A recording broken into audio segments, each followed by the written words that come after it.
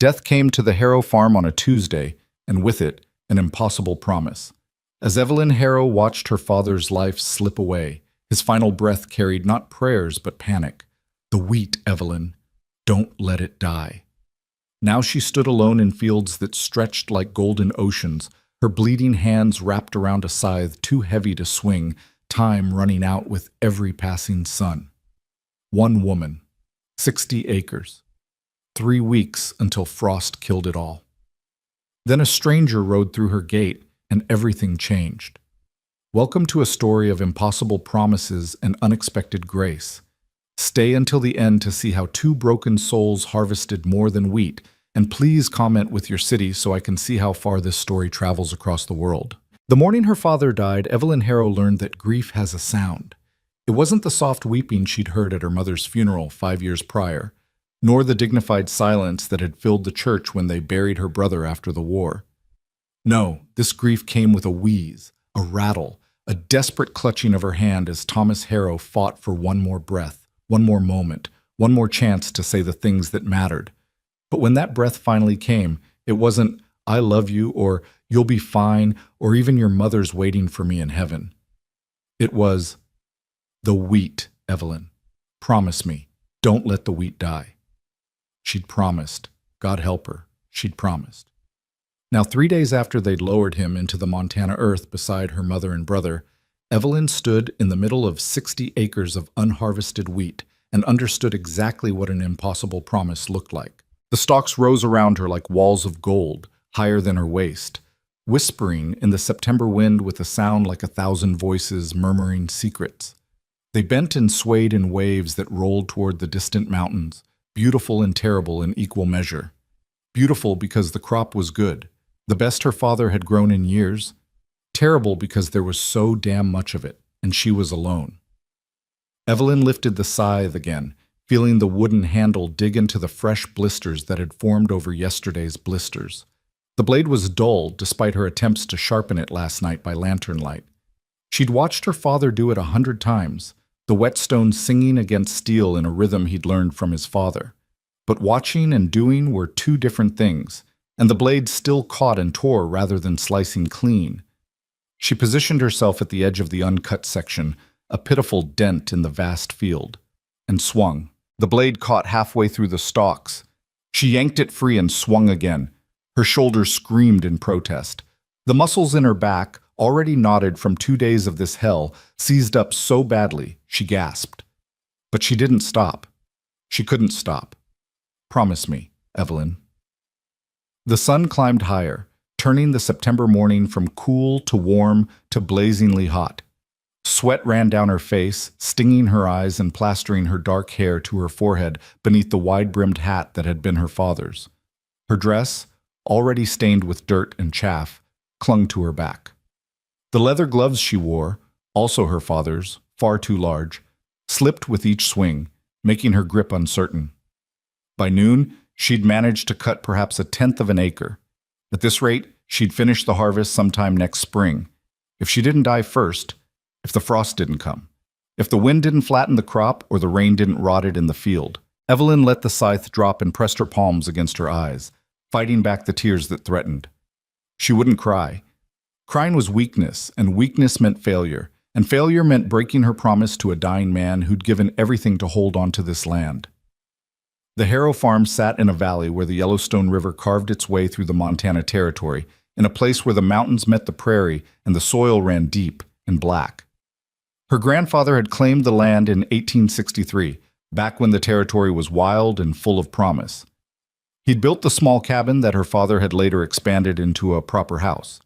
He'd broken the prairie with a team of oxen and his own back, turning grass into fields that could feed a family. Then he died, as men did in this country, quickly and without much ceremony.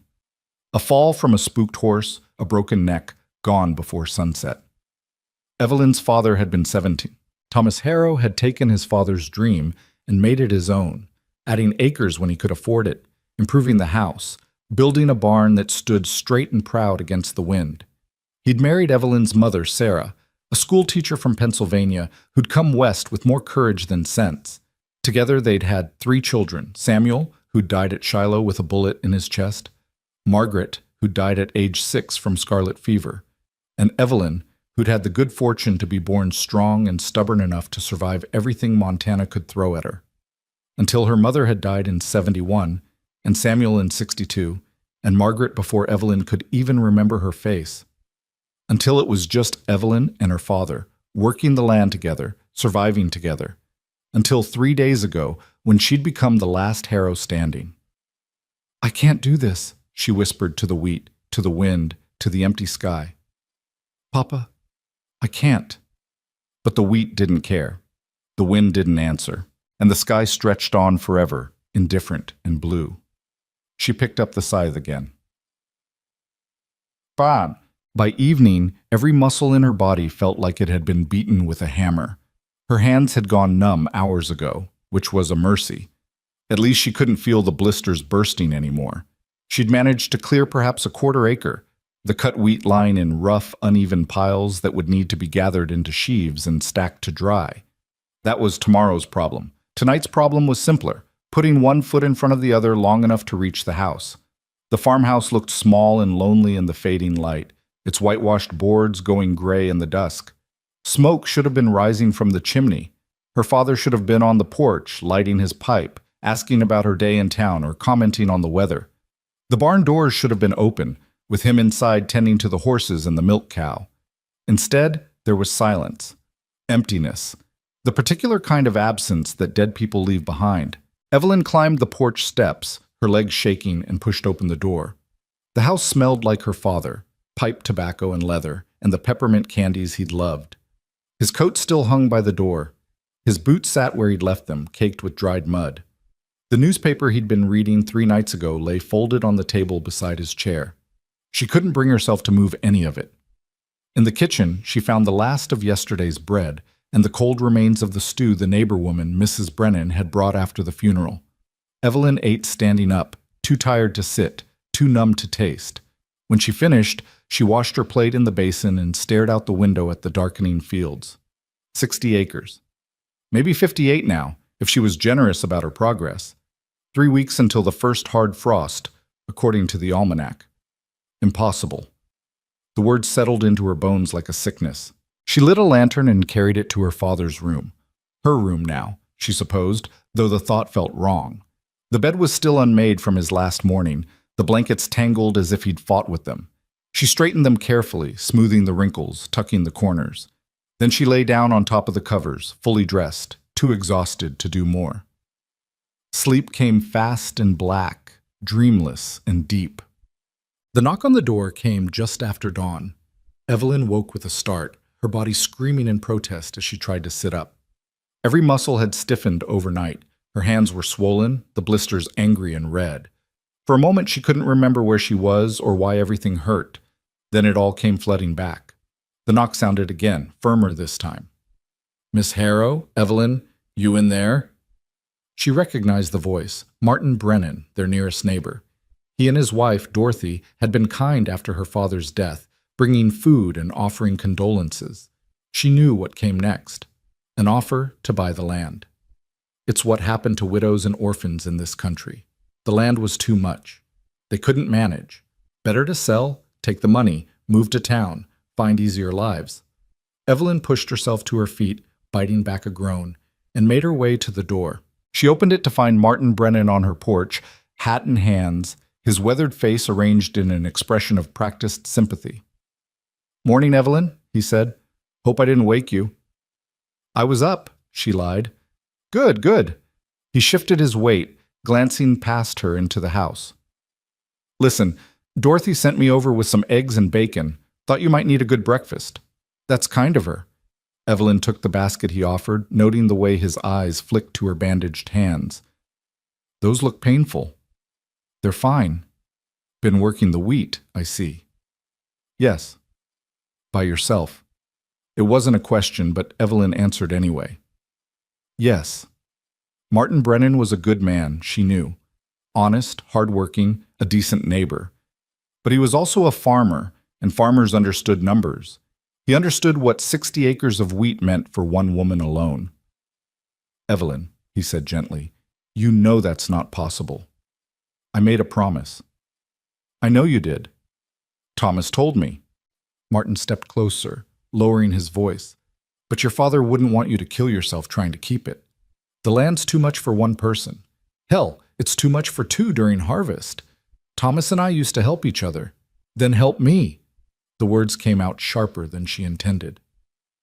You said you and Papa helped each other, so help me finish the harvest. Martin's expression shifted, sympathy giving way to discomfort. I got my own crop to bring in, Evelyn. I'm 2 weeks behind as it is. The weather's turning. If I don't get my wheat in soon... I understand. She did understand. Of course she did. Every farmer in the valley was racing against the same clock. Look, Martin said, I've been thinking. My cousin in Billings is looking to expand his holdings. He'd give you a fair price for the land, more than fair considering. You could move to town, maybe open a shop or find work with one of the merchants. There's no shame in it, Evelyn. This country's hard on men. It's twice as hard on women alone. I'm not selling. Be reasonable. I said no. Evelyn straightened, meeting his eyes. Thank you for the food, Mr. Brennan. Please thank Dorothy for her kindness. But the land isn't for sale. She could see him wrestling with whether to push further. In the end, he simply nodded, placed his hat back on his head, and took a step back. You change your mind. You know where to find me, he said. I won't change my mind. He left then, climbing onto his horse and riding back toward his own farm without looking back. Evelyn stood on the porch until he disappeared, then carried the basket inside and sat down at the kitchen table. Her hands throbbed, her back ached, her shoulders felt like someone had set them on fire. She ate the eggs and bacon anyway. She'd need the strength. Plus, by mid-morning, she was back in the field, the scythe familiar now in her ruined hands. She'd wrapped them in fresh bandages torn from an old sheet, then pulled the 2 large gloves over them. It helped, a little. The sun beat down from a cloudless sky. The wheat whispered and bent. The mountains watched, distant and indifferent. Swing, cut, step, swing, come, cut, step. A rhythm emerged, mindless and mechanical. If she didn't think about the acres ahead, didn't think about the impossible task, didn't think about anything except the next swing of the blade, she could keep going, swing, cut, step. Her mind drifted, untethered. She thought about her father, about the way he'd loved this land with a fierceness that bordered on obsession. The land provides, he used to say. You take care of it, and it takes care of you. She'd believed him once. Now she wasn't so sure. The land had taken her grandfather, her brother, her mother, her father. What had it given back except hard work and heartbreak? But it had also given her wheat. Good wheat. Acres of it, waiting to be harvested and sold.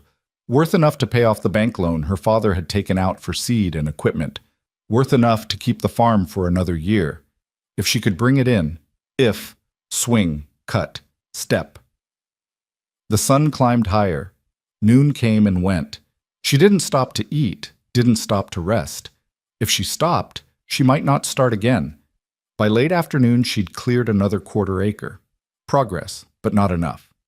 Never enough. That's when she heard the horse. Evelyn straightened, one hand pressed to the small of her back, and shaded her eyes against the sun.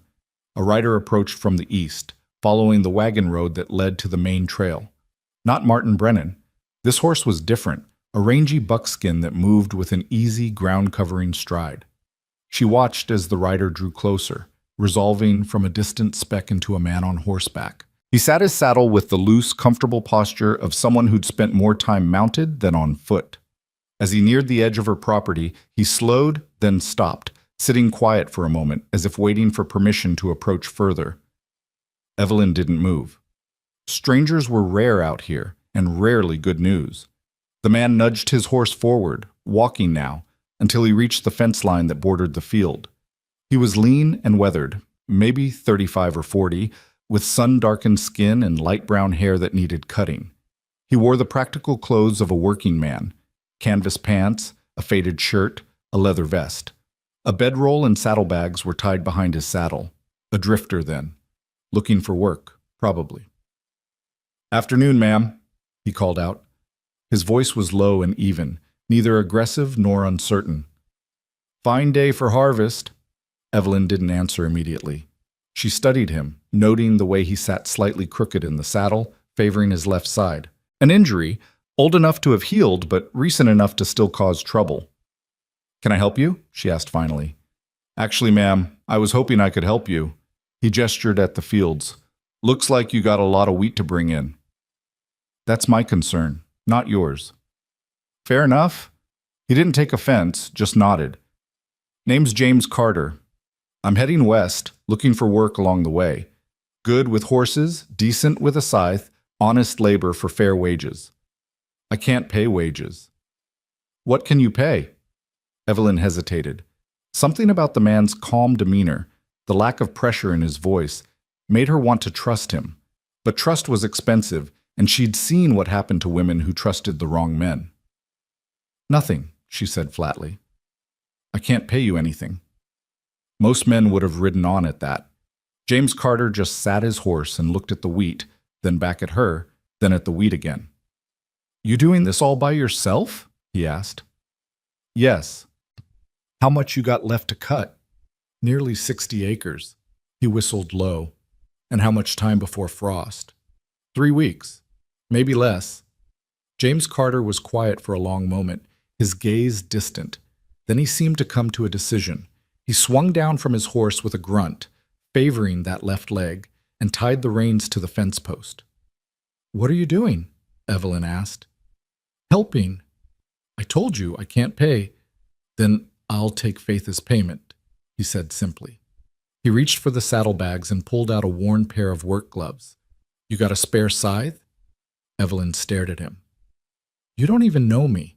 "No, ma'am, I don't. But I know what it looks like when someone's drowning in work they can't do alone." He met her eyes, and she saw something there. Not pity, thank God, but something quieter. Understanding, maybe.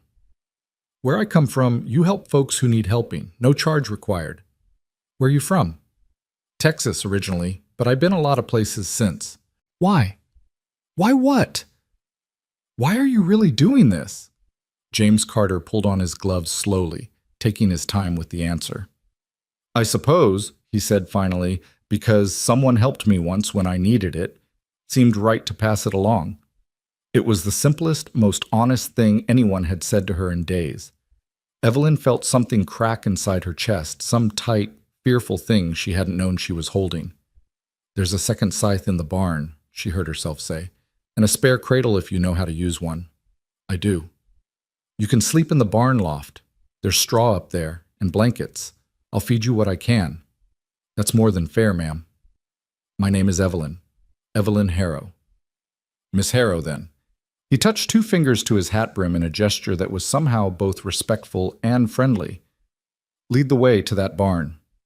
James Carter knew his way around a cradle scythe, the way some men knew their way around a gun or a rope, with the kind of competence that came from years of practice.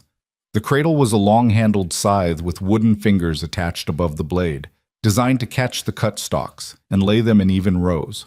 It was faster than a regular scythe, but required more skill and strength. He worked through the afternoon without speaking much, falling into a rhythm beside her. Where her cutting was rough and uneven, his was smooth and practiced. The wheat fell in neat swaths, ready to be gathered. For every row she managed, he finished 3. Evelyn told herself not to be ashamed of the difference. He was bigger, stronger, and clearly experienced. She was doing her best, but God, it was hard to watch someone do easily what had nearly broken her. They worked until the sun began to set, turning the wheat fields gold and amber and bronze. The air cooled. Shadows stretched long across the stubble. "We should stop," Evelyn said finally, her voice rough from disuse and dust. "Can't see well enough to cut clean in the dark." James straightened, rolling his shoulders. She saw him wince and press a hand to his left side, just above his hip. "You hurt?" she asked. "Old injury, acts up sometimes." He smiled, but there was a tightness around his eyes. "Nothing that won't mend with rest." They walked back to the house together, not speaking. The silence wasn't uncomfortable. It was the shared quiet of 2 people too tired for conversation. Evelyn left him at the barn with a lantern and a promise of supper in an hour. Inside, she heated water and washed the day's dirt and chaff from her face and hands. Her hands were worse than yesterday, the blisters opened and raw. She wrapped them carefully, then set about making supper from what she had, cornbread and beans, with a bit of salt pork for flavor. When it was ready, she stood on the porch and called toward the barn, "Mr. Carter, supper!" He emerged a few minutes later, his face and hands clean, his hair damp. She'd set 2 places at the kitchen table, and he hesitated in the doorway. "You sure you want me in the house?" he asked.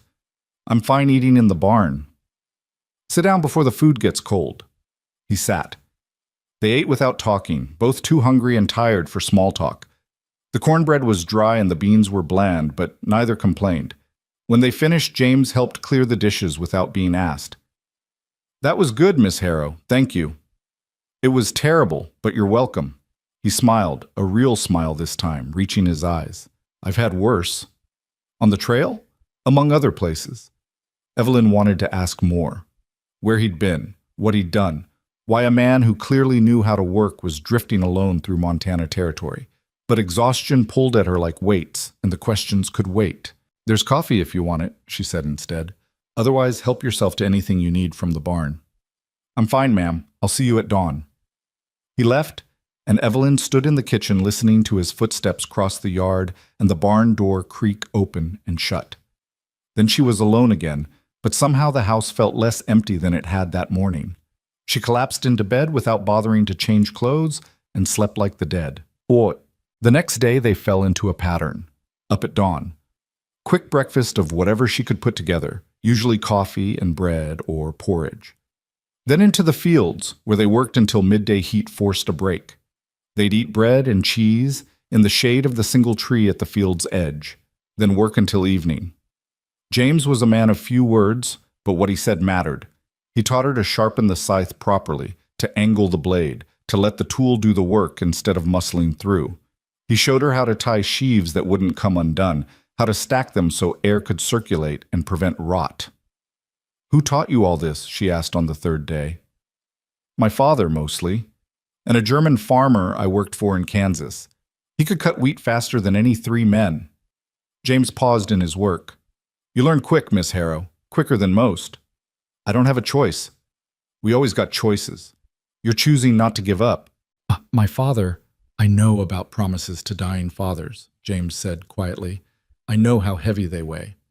She wanted to ask what promise he'd made, but something in his expression stopped her.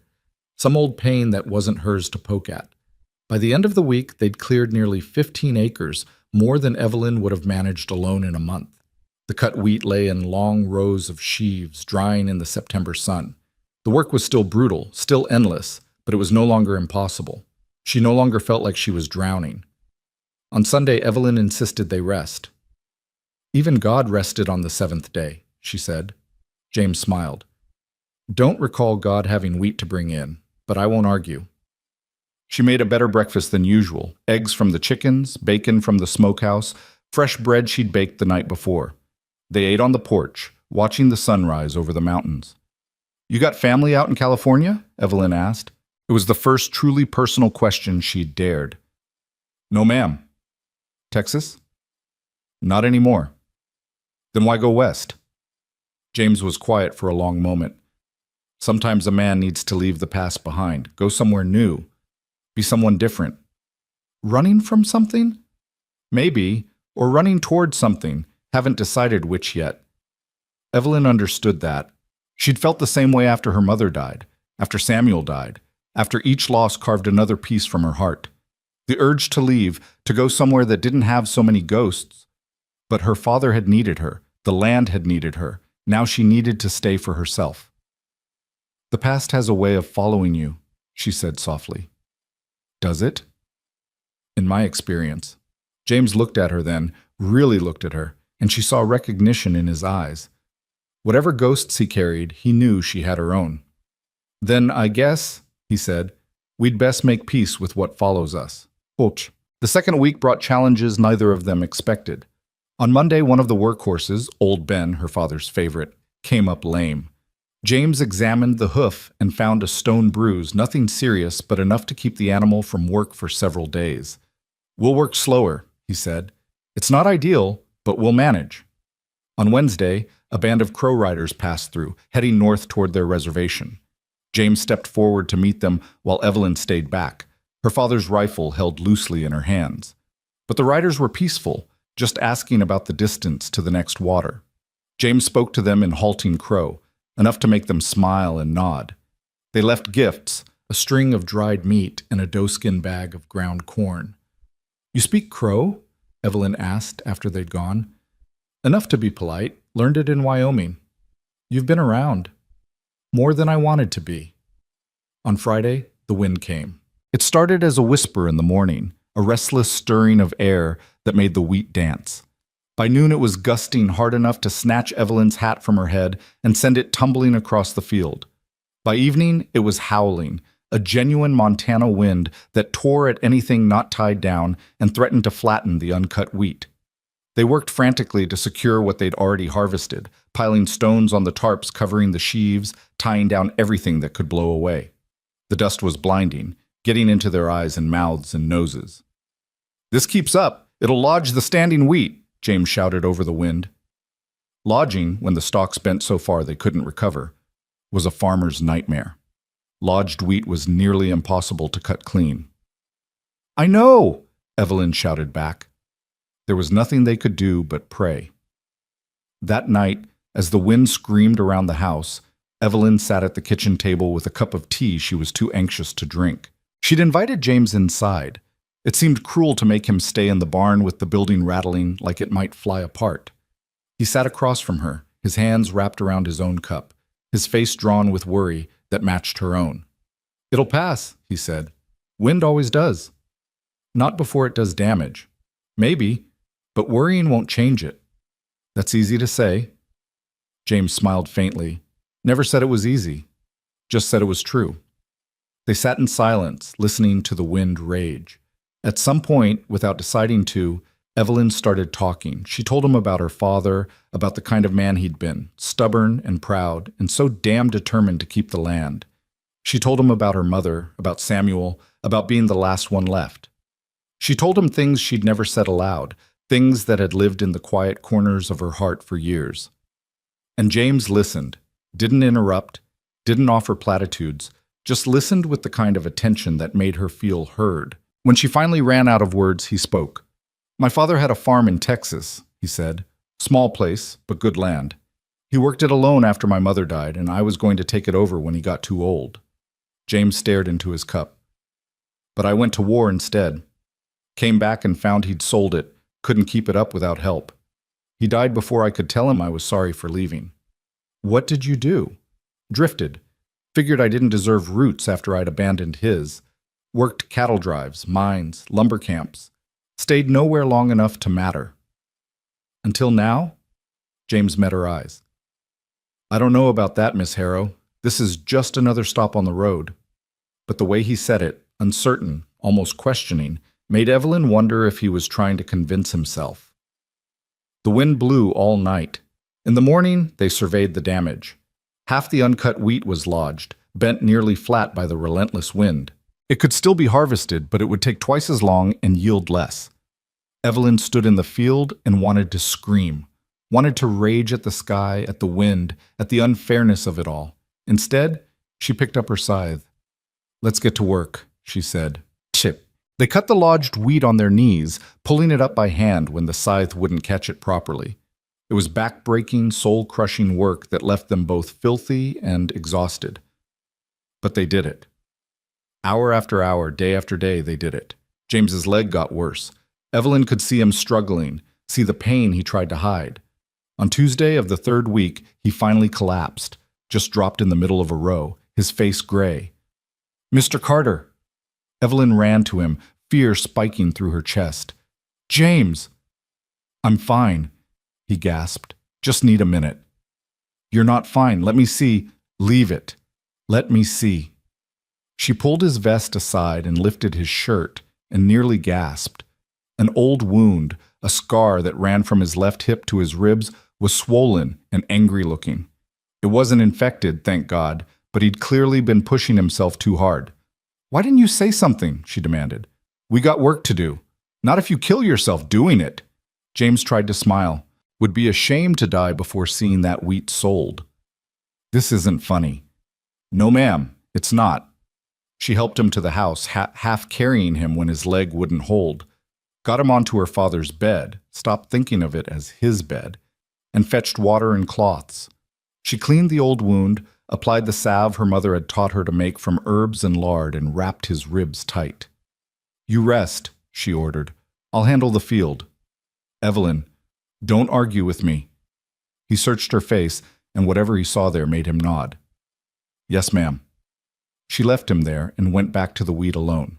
That night, after she'd worked until her body was shaking with exhaustion, she found him in the barn. He'd dragged himself out there despite her orders, had been repairing a broken harness by lantern light. "You're supposed to be resting," she said. "I'm not good at resting." "I noticed." James set down the harness. "Evelyn, I'm sorry. I should have told you about the injury. You should have trusted me to help you the way you've been helping me." He was quiet for a moment. Then, "I'm not used to accepting help." "Neither am I. Seems we're both learning." She sat down on the workbench beside him, close enough that their shoulders nearly touched. They sat in comfortable silence, the lantern casting shadows that danced on the barn walls. "We're going to make it," James said finally. "The harvest. We're going to make it." "You sure?" "I am." "How can you be?" He turned to look at her, and in the lantern light his eyes were warm.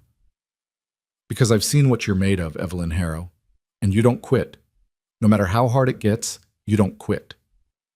Something shifted between them in that moment. Some invisible line that they'd been careful not to cross suddenly disappeared. Evelyn felt it in her chest, a warmth that had nothing to do with the summer heat and everything to do with the man beside her. "Thank you," she whispered, "for staying, for helping, for—" She didn't finish because she didn't know how to finish. "For making me feel less alone, for reminding me that good people still exist, for looking at me like I'm not just a woman to be pitied or saved, but someone worth knowing." James understood anyway. "You're welcome." They sat until the lantern burned low, neither wanting to move, neither ready to break the spell of the moment. Finally, Evelyn stood. "Get some sleep, Mr. Carter. We've got another long day tomorrow." "Yes, ma'am. You too." She left him there and walked back to the house, her heart full of something she couldn't quite name. Hope, maybe. Or something more dangerous. The final week of September arrived with cooler mornings and the first hints of frost on the distant peaks.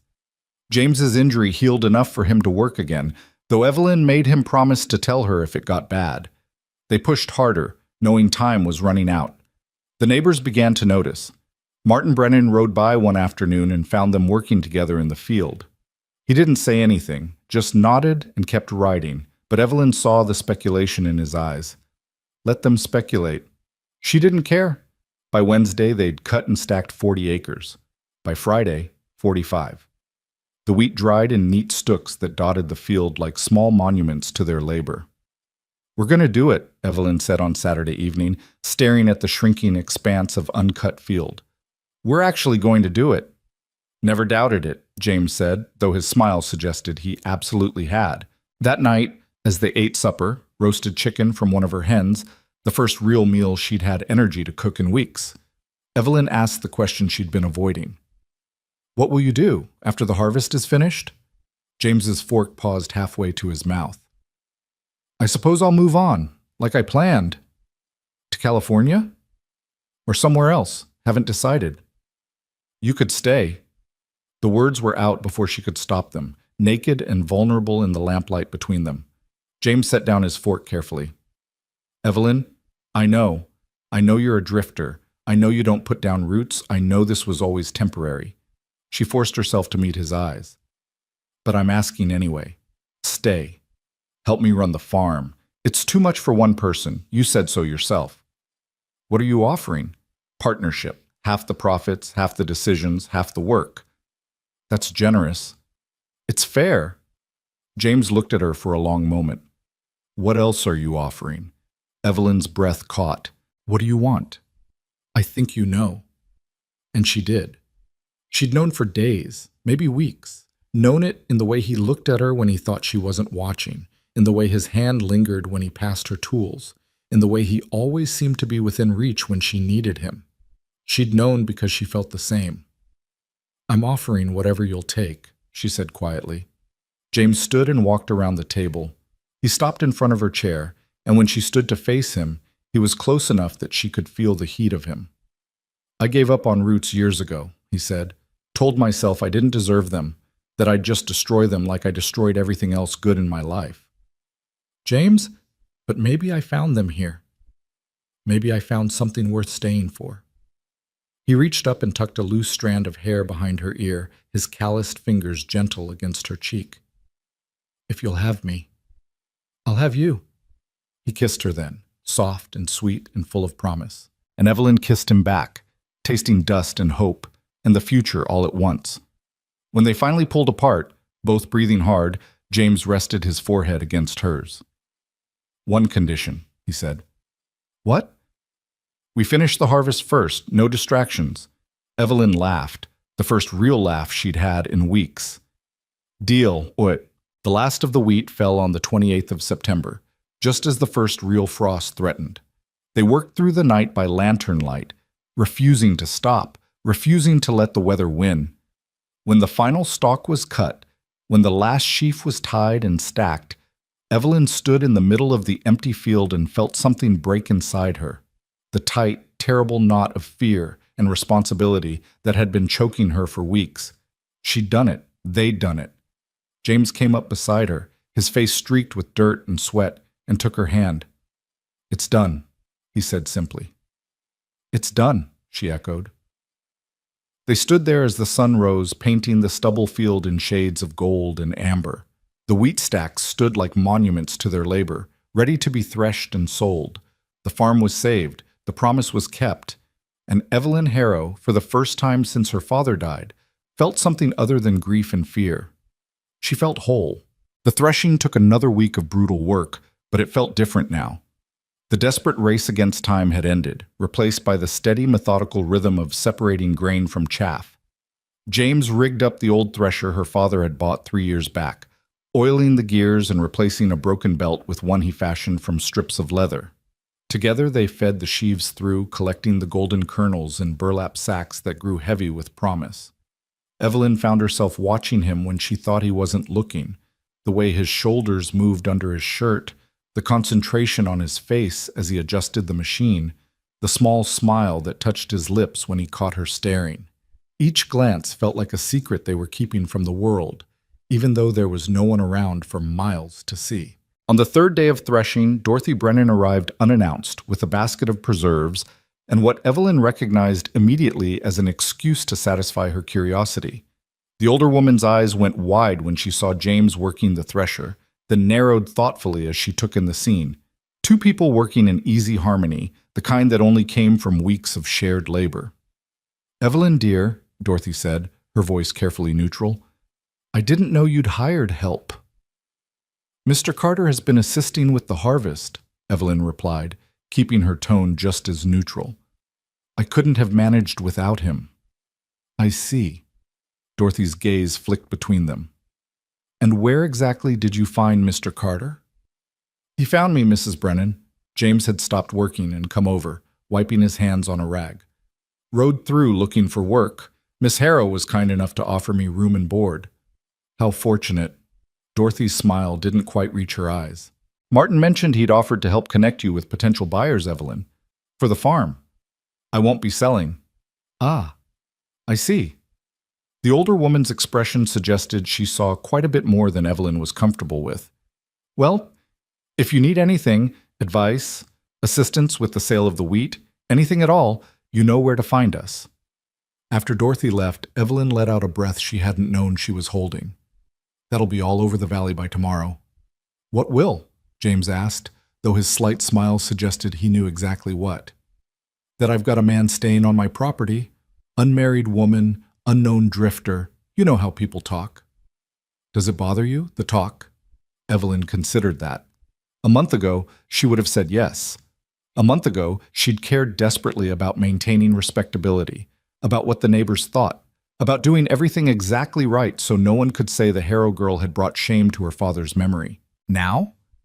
Now she'd spent 3 weeks working shoulder to shoulder with a man who'd stayed when he had every reason to leave, who'd asked nothing in return, who'd proven himself in every way that mattered. No, she said finally. Let them talk. James's smile widened into something warm and real. Good, because I'm not going anywhere. That night, after they'd filled another dozen sacks with threshed wheat, James suggested they take a walk. The evening was cool and clear, the kind of September night that hinted at the winter to come. They walked without destination, following the creek that marked the eastern boundary of her property. My father used to bring me here when I was little, Evelyn said, watching the water catch the last light of day. Said this creek never ran dry, even in the worst droughts. He took it as a sign that the land would always provide. Smart man. Stubborn man. There's a difference. Is there? James smiled. Seems to me stubbornness kept this farm alive. My stubbornness or his? Both. They sat on a flat rock near the water's edge, close enough that their shoulders touched. Evelyn found herself leaning into that warmth, into the solid presence of him beside her. Tell me about Texas, she said. Your father's farm. James was quiet for so long she thought he might not answer. Then, it was small, maybe 30 acres, mostly cotton, with some corn. Had a house my grandfather built, real wood, not sod. My mother kept a garden that was the envy of the county. His voice went soft with memory. She died when I was 12, fever. After that, it was just me and my father. Like me and mine. Yeah, like you and yours. What was he like? Your father? Quiet, stern, loved that land more than he loved just about anything. James picked up a pebble and tossed it into the creek. When the war came, I enlisted. Thought I was doing something noble, something important. Left him alone to work the farm. You couldn't have known. I knew he needed me. I went anyway. The bitterness in his voice was old and deep. 4 years I was gone. 4 years of fighting and dying and watching boys I'd grown up with get torn apart by cannon fire. And when I finally came home, the farm was sold. He tried to keep it going, but he was too old, too tired. Couldn't do it alone. Evelyn reached for his hand, lacing her fingers through his. What happened to him? Lived another 6 months in a boarding house in town. Just gave up. Didn't have anything left to live for once the land was gone. James's grip tightened on hers. I was there when he died. He looked at me and said, "At least you're home." Like that made up for everything. Like my being there at the end somehow fixed the fact that I'd abandoned him when he needed me most. James, I swore after that I'd never put down roots again. Never give myself the chance to fail someone else the way I failed him. He turned to look at her, his eyes dark with old pain. And then I rode onto your farm and saw you trying to bring in 60 acres alone, and I thought, here's someone who needs help. Someone who's stubborn enough to kill herself trying. And maybe, just maybe, I could do this one thing right. Evelyn felt tears prick her eyes. You did. You did do it right. Did I? Or did I just find another place to run to? You stayed, James. When anyone else would have ridden on, you stayed. That's not running. He studied her face in the fading light, and whatever he saw there seemed to ease something in him. No, I suppose it's not. They sat by the creek until the stars came out, talking about nothing and everything, the little things that made up a life, the dreams they'd had as children, the people they'd lost. And when they finally walked back to the house, hand in hand in the darkness, Evelyn felt something she hadn't felt in years. She felt like she was home. The wheat sold for more than she'd dared hope. Mr. Patterson, the grain broker who came up from Billings, examined the wheat and nodded approvingly at its quality. Your father always grew good wheat, Miss Harrow. Looks like you've carried on the tradition. Mr. Carter deserves the credit, Evelyn said. Without his help, there wouldn't have been a harvest. Patterson glanced at James, who stood quietly nearby. You looking for permanent work, Carter? I know several farms that could use a man who knows wheat. I'm employed, thank you. Ah, Patterson's eyebrows rose slightly. Well then, Miss Harrow, shall we discuss terms? They settled on a price that would pay off her father's debts, cover the winter expenses, and leave enough to buy seed for next year's crop. When Patterson left with a promise to send wagons for the grain within the week, Evelyn stood in the yard holding the promissory note and felt the weight of months of fear finally lift from her shoulders. We did it. she whispered. We really did it. James came up behind her, his hands gentle on her shoulders. You did it. I just helped. Don't. She turned to face him. Don't diminish what you've done. This farm would be gone without you. I would be gone without you. Evelyn, I mean it. You saved more than the wheat, James Carter. You saved me. He pulled her close then, right there in the yard where anyone passing by could see, and kissed her like she was something precious. And Evelyn kissed him back, pouring everything she felt into it. Gratitude and affection and something deeper, something that felt like the beginning of love. When they finally broke apart, both breathing hard, James rested his forehead against hers. So what now? Now we start planning for next year, figure out what crops to plant, what needs repairing before winter, how to make this place profitable. She smiled. Together, as partners. Is that all we are? Partners? For now. She stepped back, though it cost her. Let's do this properly, James. Court me like a gentleman. Give the neighbors something to talk about besides scandal. You sure? Because I've got no problem with scandal. Evelyn laughed. I'm sure. Besides, if you're staying, we've got all the time in the world. The following Sunday, they rode into town together for church. It was Evelyn's first appearance in public since her father's funeral, and she felt every eye in the building follow them as they walked down the aisle.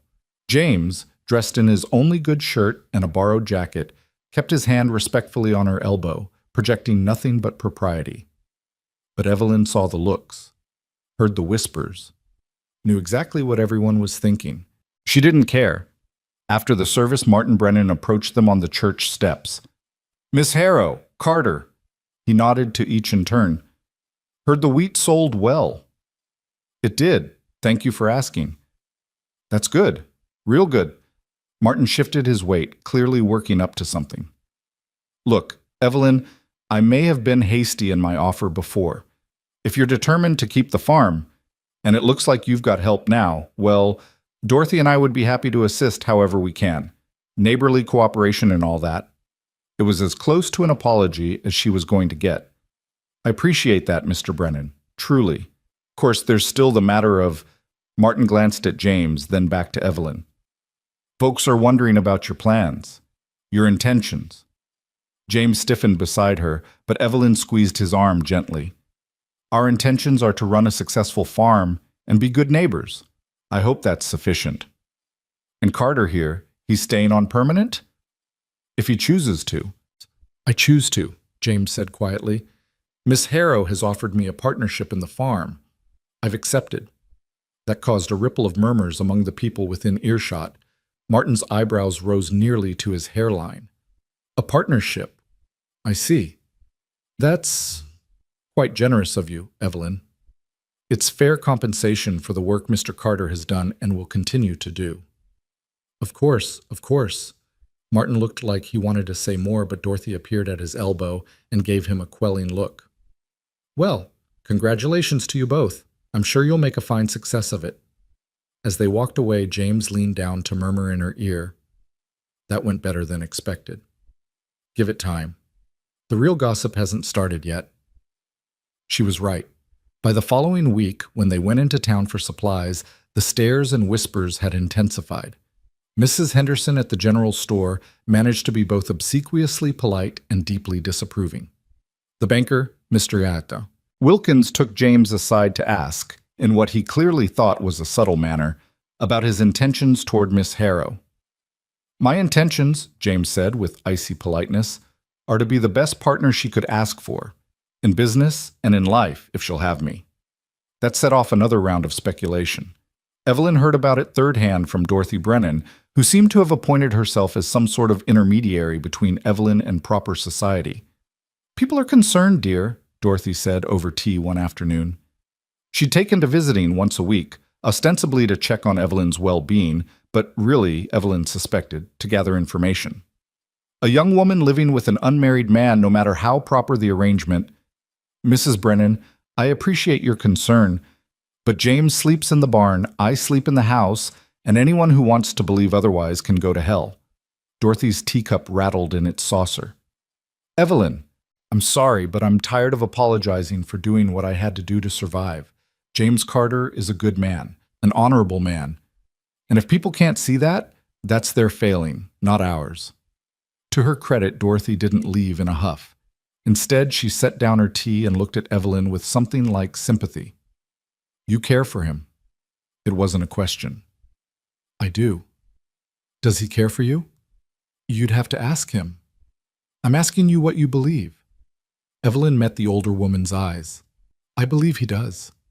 I believe he stayed when he could have left. I believe he worked himself nearly to death to help me save my father's farm.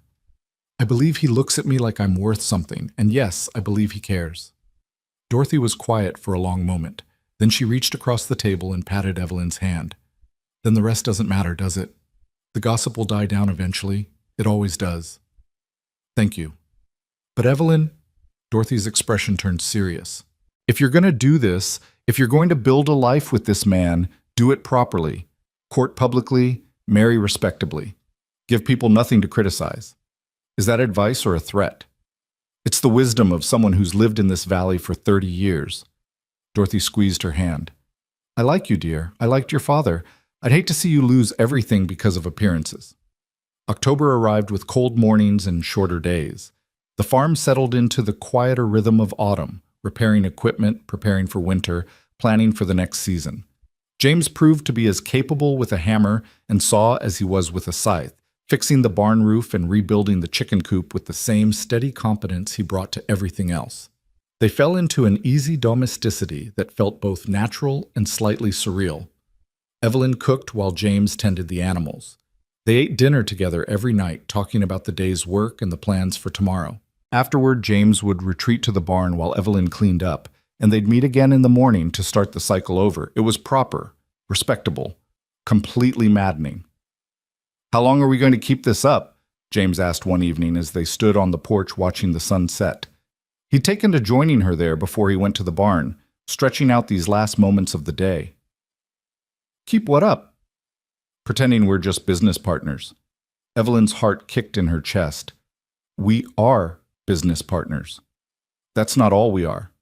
No, she admitted, it's not. James turned to face her fully, his expression serious. I'm not good at games, Evelyn. Not good at dancing around what I want. So I'm going to say this plain.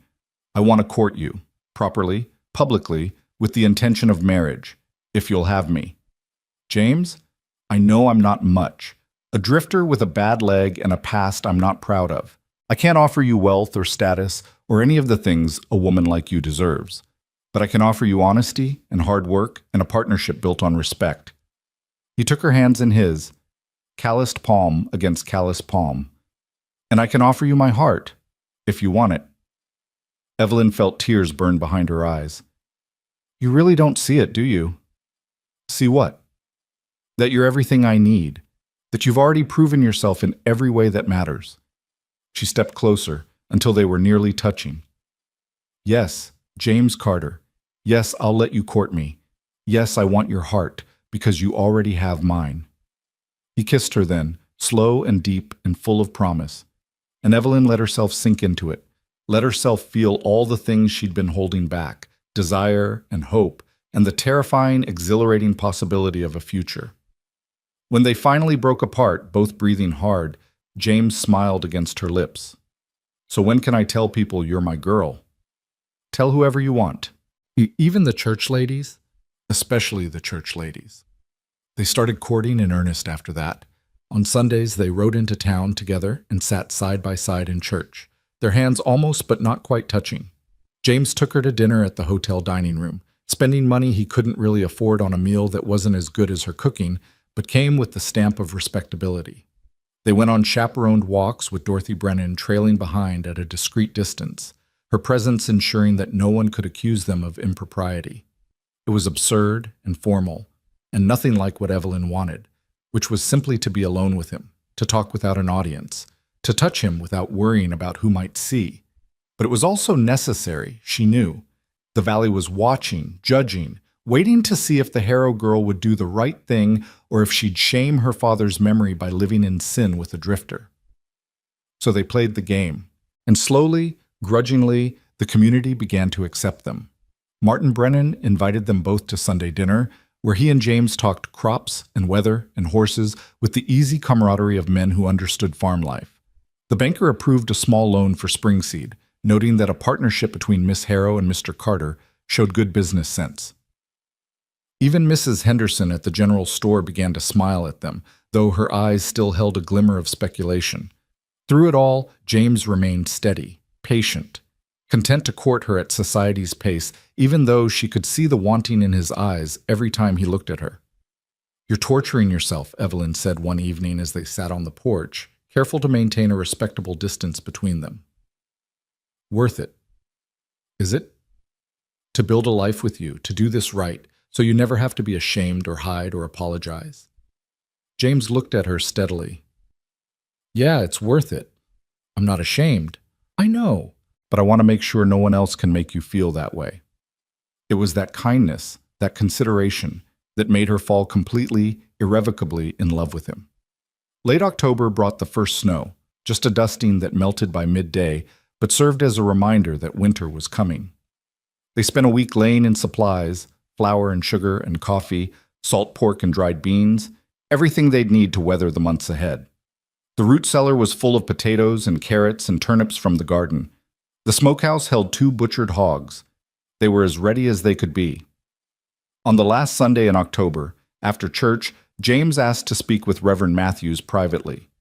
Evelyn waited on the church steps, her heart pounding, knowing what he was asking for but not daring to hope.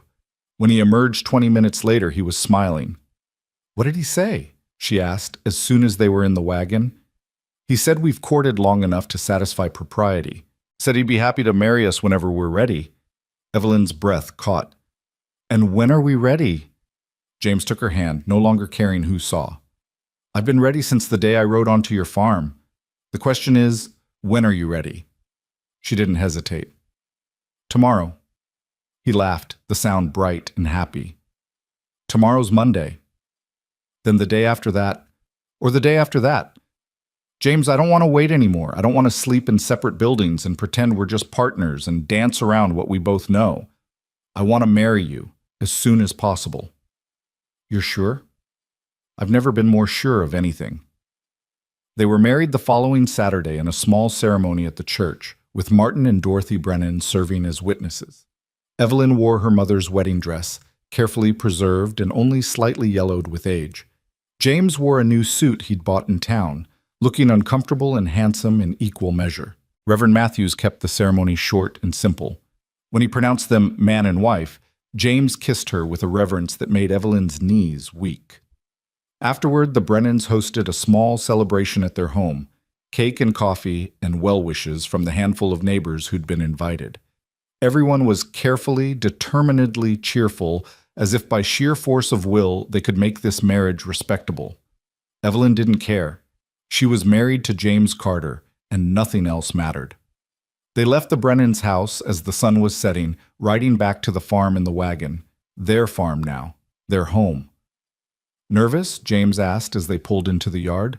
"Should I be?" "I don't know. Are you?" Evelyn considered that.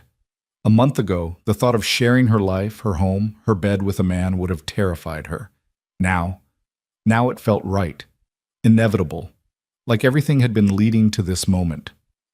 "No," she said softly. "I'm not nervous." James helped her down from the wagon, his hand strong and steady on her waist. Instead of setting her down, he lifted her completely, carrying her toward the house. "What are you doing?" she laughed. "Carrying my wife over the threshold. It's tradition." Where did a Texas cowboy learn about wedding traditions? "I contain multitudes, Mrs. Carter." Mrs. Carter. The name sent a thrill through her. James carried her through the door and into the house that was finally, fully theirs. And when he set her down and pulled her close, Evelyn went willingly, eagerly, ready to begin this new chapter of their lives. The harvest was over. The wheat was sold. Winter was coming. But inside the farmhouse, 2 people who'd found each other against all odds were just beginning to grow. Winter came to the Montana Territory the way it always did, sudden and unforgiving, transforming the golden prairie into a white expanse that stretched endlessly in every direction. The first real storm hit in mid-November, 3 weeks after their wedding. dumping 2 feet of snow overnight and trapping them inside the farmhouse for 3 days straight. Evelyn found she didn't mind at all. They spent those days learning the rhythms of married life, the small intimacies of sharing space, the quiet comfort of companionship, the way two people could exist together without words and still feel perfectly understood. James proved to be surprisingly domestic, insisting on helping with cooking and cleaning despite her protests that she could manage. "We're partners, remember?" he said, elbow deep in dishwater on the second day of their confinement. "That means everything gets shared, the work, the decisions, all of it."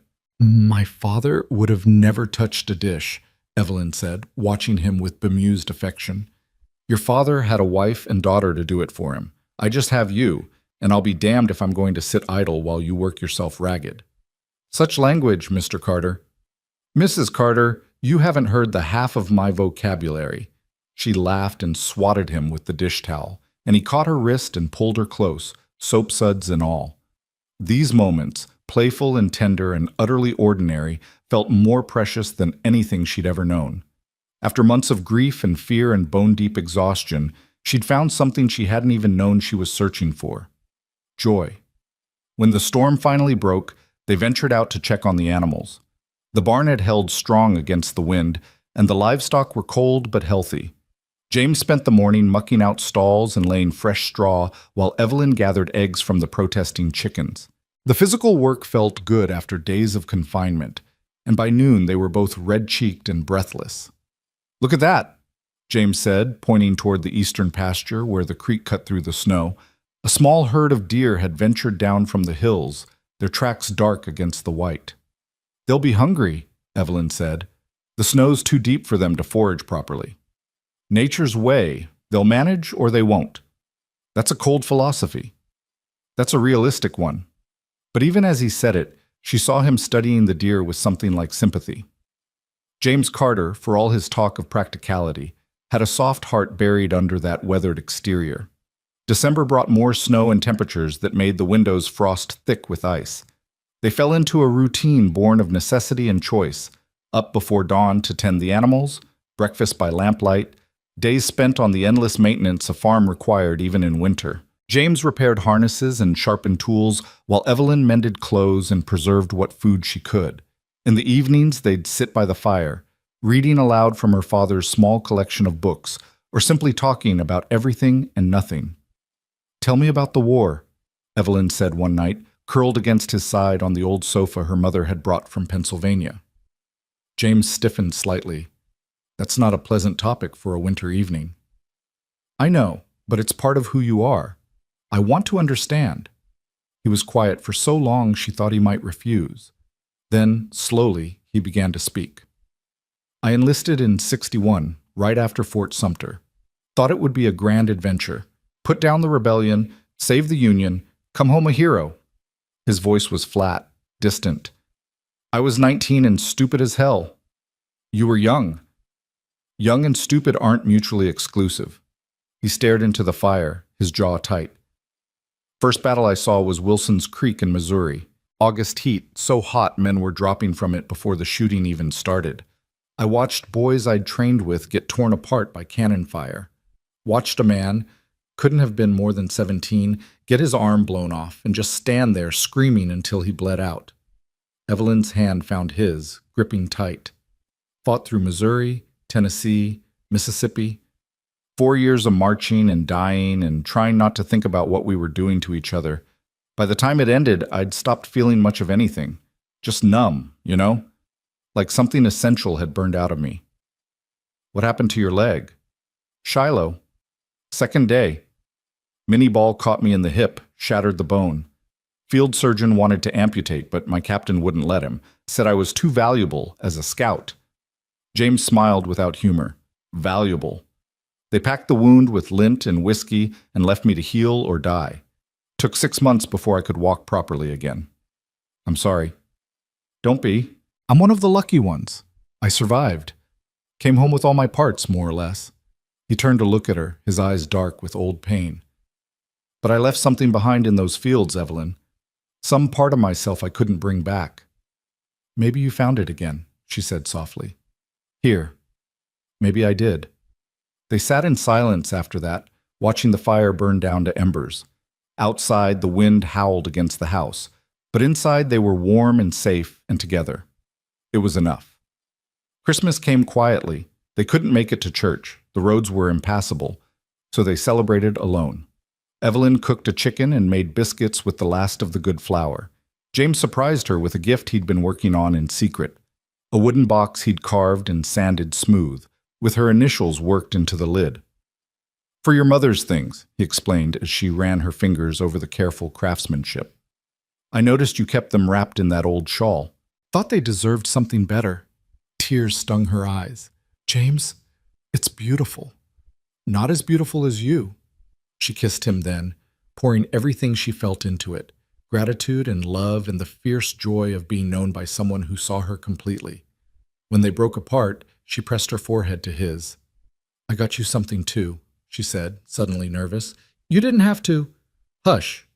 She retrieved the package from its hiding place in the pantry and handed it to him. "Open it." Inside was a new shirt she'd sewn from fabric she'd bought on their last trip to town, dyed a deep blue that would match his eyes. James held it up, his expression soft with wonder. "Evelyn, this must have cost—" "Worth it," she said, echoing his words from months ago. "You're worth it." He pulled her close, burying his face in her hair, and she felt his chest hitch with emotion he couldn't quite voice. They stood like that for a long time, wrapped in each other, while the snow fell softly outside and the fire crackled on the hearth. January arrived bitter and brutal. The cold was so intense that water froze in the bucket overnight despite being kept inside. They burned through firewood faster than James had anticipated, and he spent days out in the woodlot, cutting and splitting logs until his hands bled through his gloves. Evelyn worried about him, about the old injury in his hip, about frostbite, about all the ways this country could kill a man who wasn't careful. "I'm fine," he insisted when she tried to make him rest. "We need the wood. We need you alive more than we need warmth. One requires the other, sweetheart." But he did rest finally, after she threatened to hide his coat. They spent that day inside playing cards and talking about plans for spring planting. James wanted to try rotating crops, plant some of the wheat fields with alfalfa to restore the soil. Evelyn suggested expanding the vegetable garden, maybe getting some fruit trees started. "We could have apples," she said, warming to the idea. "My mother always wanted an orchard." "Apples take years to bear fruit." "Then it's good we're planning to stay." James smiled at that, the expression transforming his weathered face into something younger, lighter. "Yeah, it is good."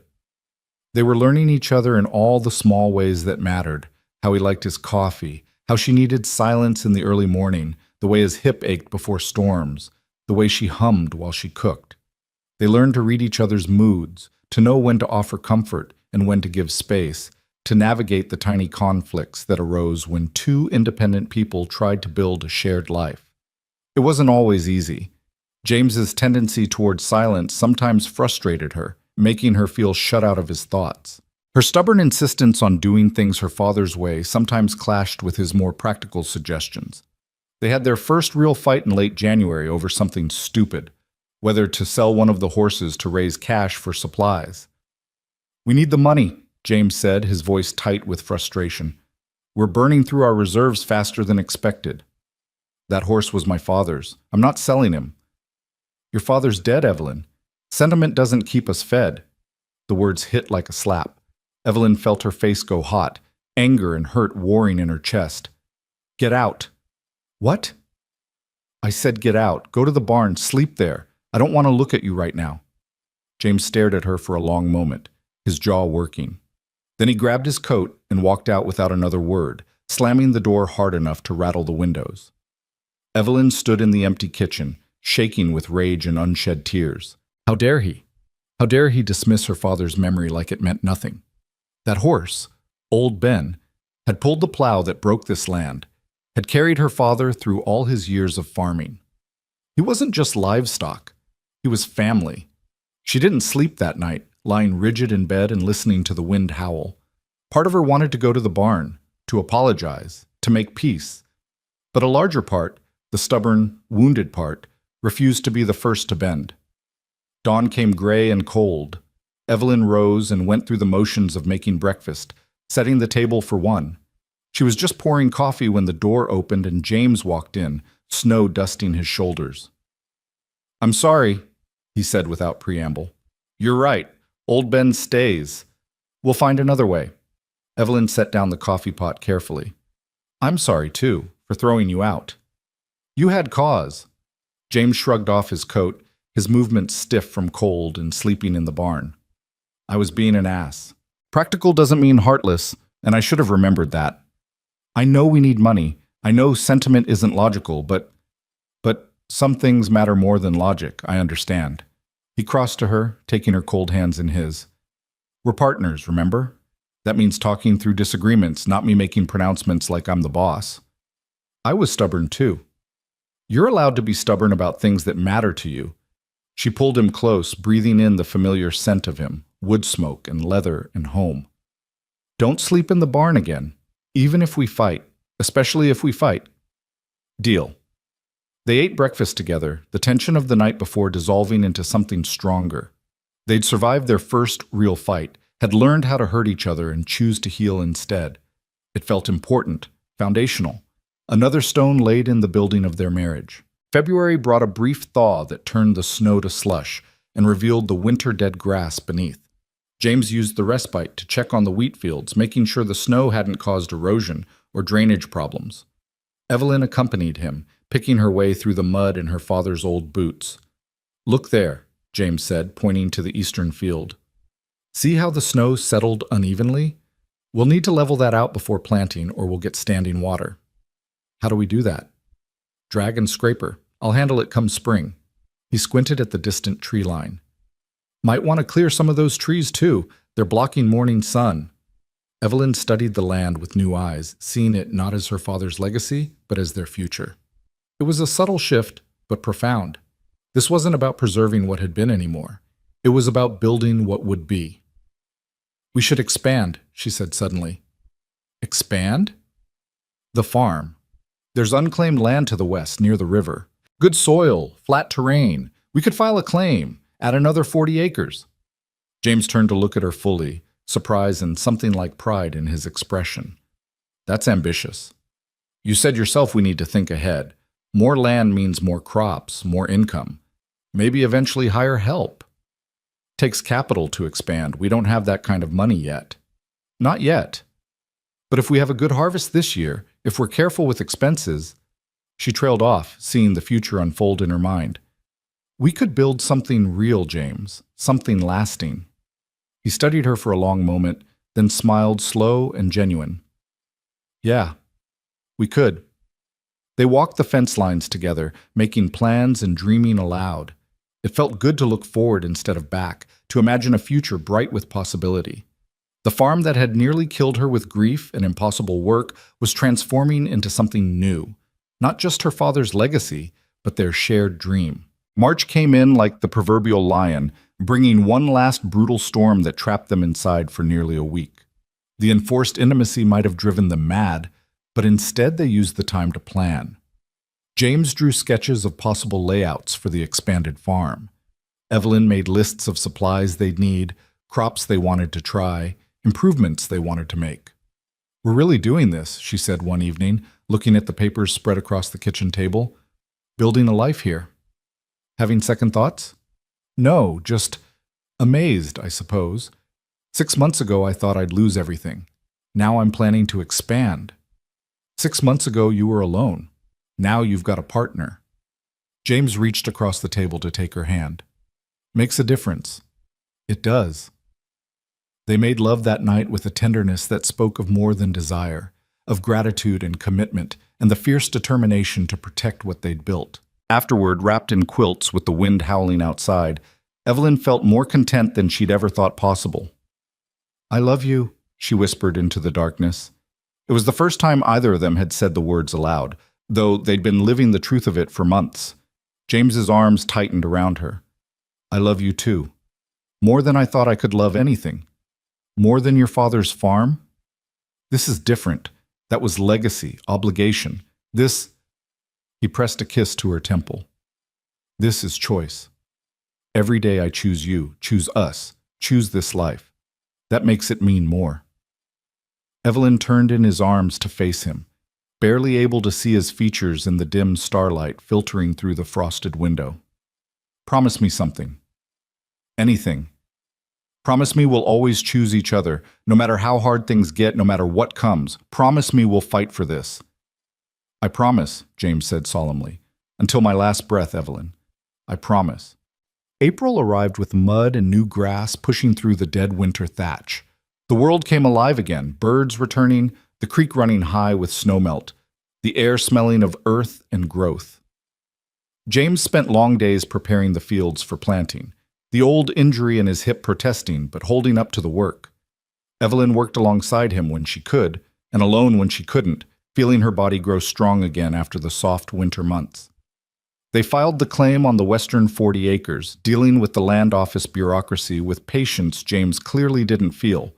But the claim was approved, and suddenly they owned 100 acres of Montana territory, enough to build a real future on if they were smart and lucky in equal measure.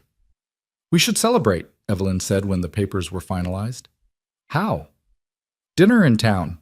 A real dinner, not hardtack and beans. So they dressed in their best clothes and rode into town, feeling wealthy and reckless and young. The hotel dining room was nearly empty on a Thursday evening, but the food was good and the company better. They held hands across the table and talked about everything, the farm, their dreams, silly memories, and serious plans all mixed together. Mrs. Carter, James said at one point, his voice formal but his eyes dancing. May I say you look exceptionally beautiful this evening? You may, Mr. Carter. Though I should warn you, flattery will get you nowhere. Nowhere? Well, perhaps somewhere. He laughed, and she loved the sound of it, free and easy, so different from the quiet, wounded man who'd first ridden onto her farm. They'd both changed, she realized. The grief and fear and desperate determination that had defined them were still there, woven into who they were, but no longer the dominant notes. They'd found something better, partnership, love, hope. On the ride home, with the stars bright overhead and the spring air cool on their faces, James started singing. It was an old ballad, something about a soldier coming home, and his voice was rough but true. Evelyn joined in on the chorus, harmonizing badly but enthusiastically. They were still singing when they turned into their lane and saw the smoke. At first Evelyn thought it was just cooking smoke from the chimney, but it was too thick, too dark. Then James was shouting, spurring the horse into a gallop, and she held on tight as they raced toward the farmyard. The barn was on fire. Flames licked up the sides, fed by the dry wood and winter-stored hay. The horses were screaming inside, high panicked sounds that cut through the night. James was off the wagon before it stopped, running toward the barn without hesitation. James, no! Evelyn scrambled down, her heart hammering. It's too dangerous. The horses! He was already yanking open the barn doors, smoke billowing out in a choking cloud. Evelyn ran to the house for blankets, soaking them in the water barrel, before running back. She couldn't see James through the smoke, could only hear the horses and pray he hadn't been overcome. Then he emerged leading Old Ben, the horse wild-eyed and fighting the lead. He shoved the rope into her hands. Get him clear. I'm going back for the others. James! But he was already gone, disappeared back into the smoke and flame. Evelyn dragged Old Ben away from the barn, her hands shaking, tears streaming down her face from smoke and fear. She tied him to the fence and ran back just as James emerged with another horse, then disappeared again.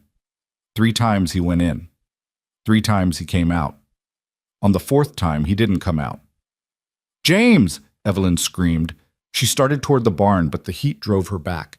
James! Then he was there, stumbling out with the milk cow lowing in terror, his face black with soot and his clothes smoking. He collapsed as soon as he got the cow clear, coughing so hard he couldn't breathe. Evelyn threw the wet blanket over him, smothering the embers on his clothes, her hands frantic. You fool, you complete fool, you could have died. The animals, he gasped, had to hell with the animals. You matter more than livestock, you stubborn, brave, idiotic man. She was crying now, holding him as he coughed and wheezed. Don't you ever do that again. Don't you dare. Okay, he managed. Okay. They sat in the mud and watched the barn burn, their arms around each other. There was nothing to do but let it go. No well close enough, no pump strong enough to fight a fire that size. By dawn, only the stone foundation remained, still smoking in the gray light. They'd saved all the animals, lost everything else. The tools, the harnesses, the stored hay and grain they'd saved for spring planting. The barn her grandfather had built was gone, but they were alive, battered and exhausted and covered in soot, but alive. "We'll rebuild," James said hoarsely, his voice raw from smoke. "Bigger and better."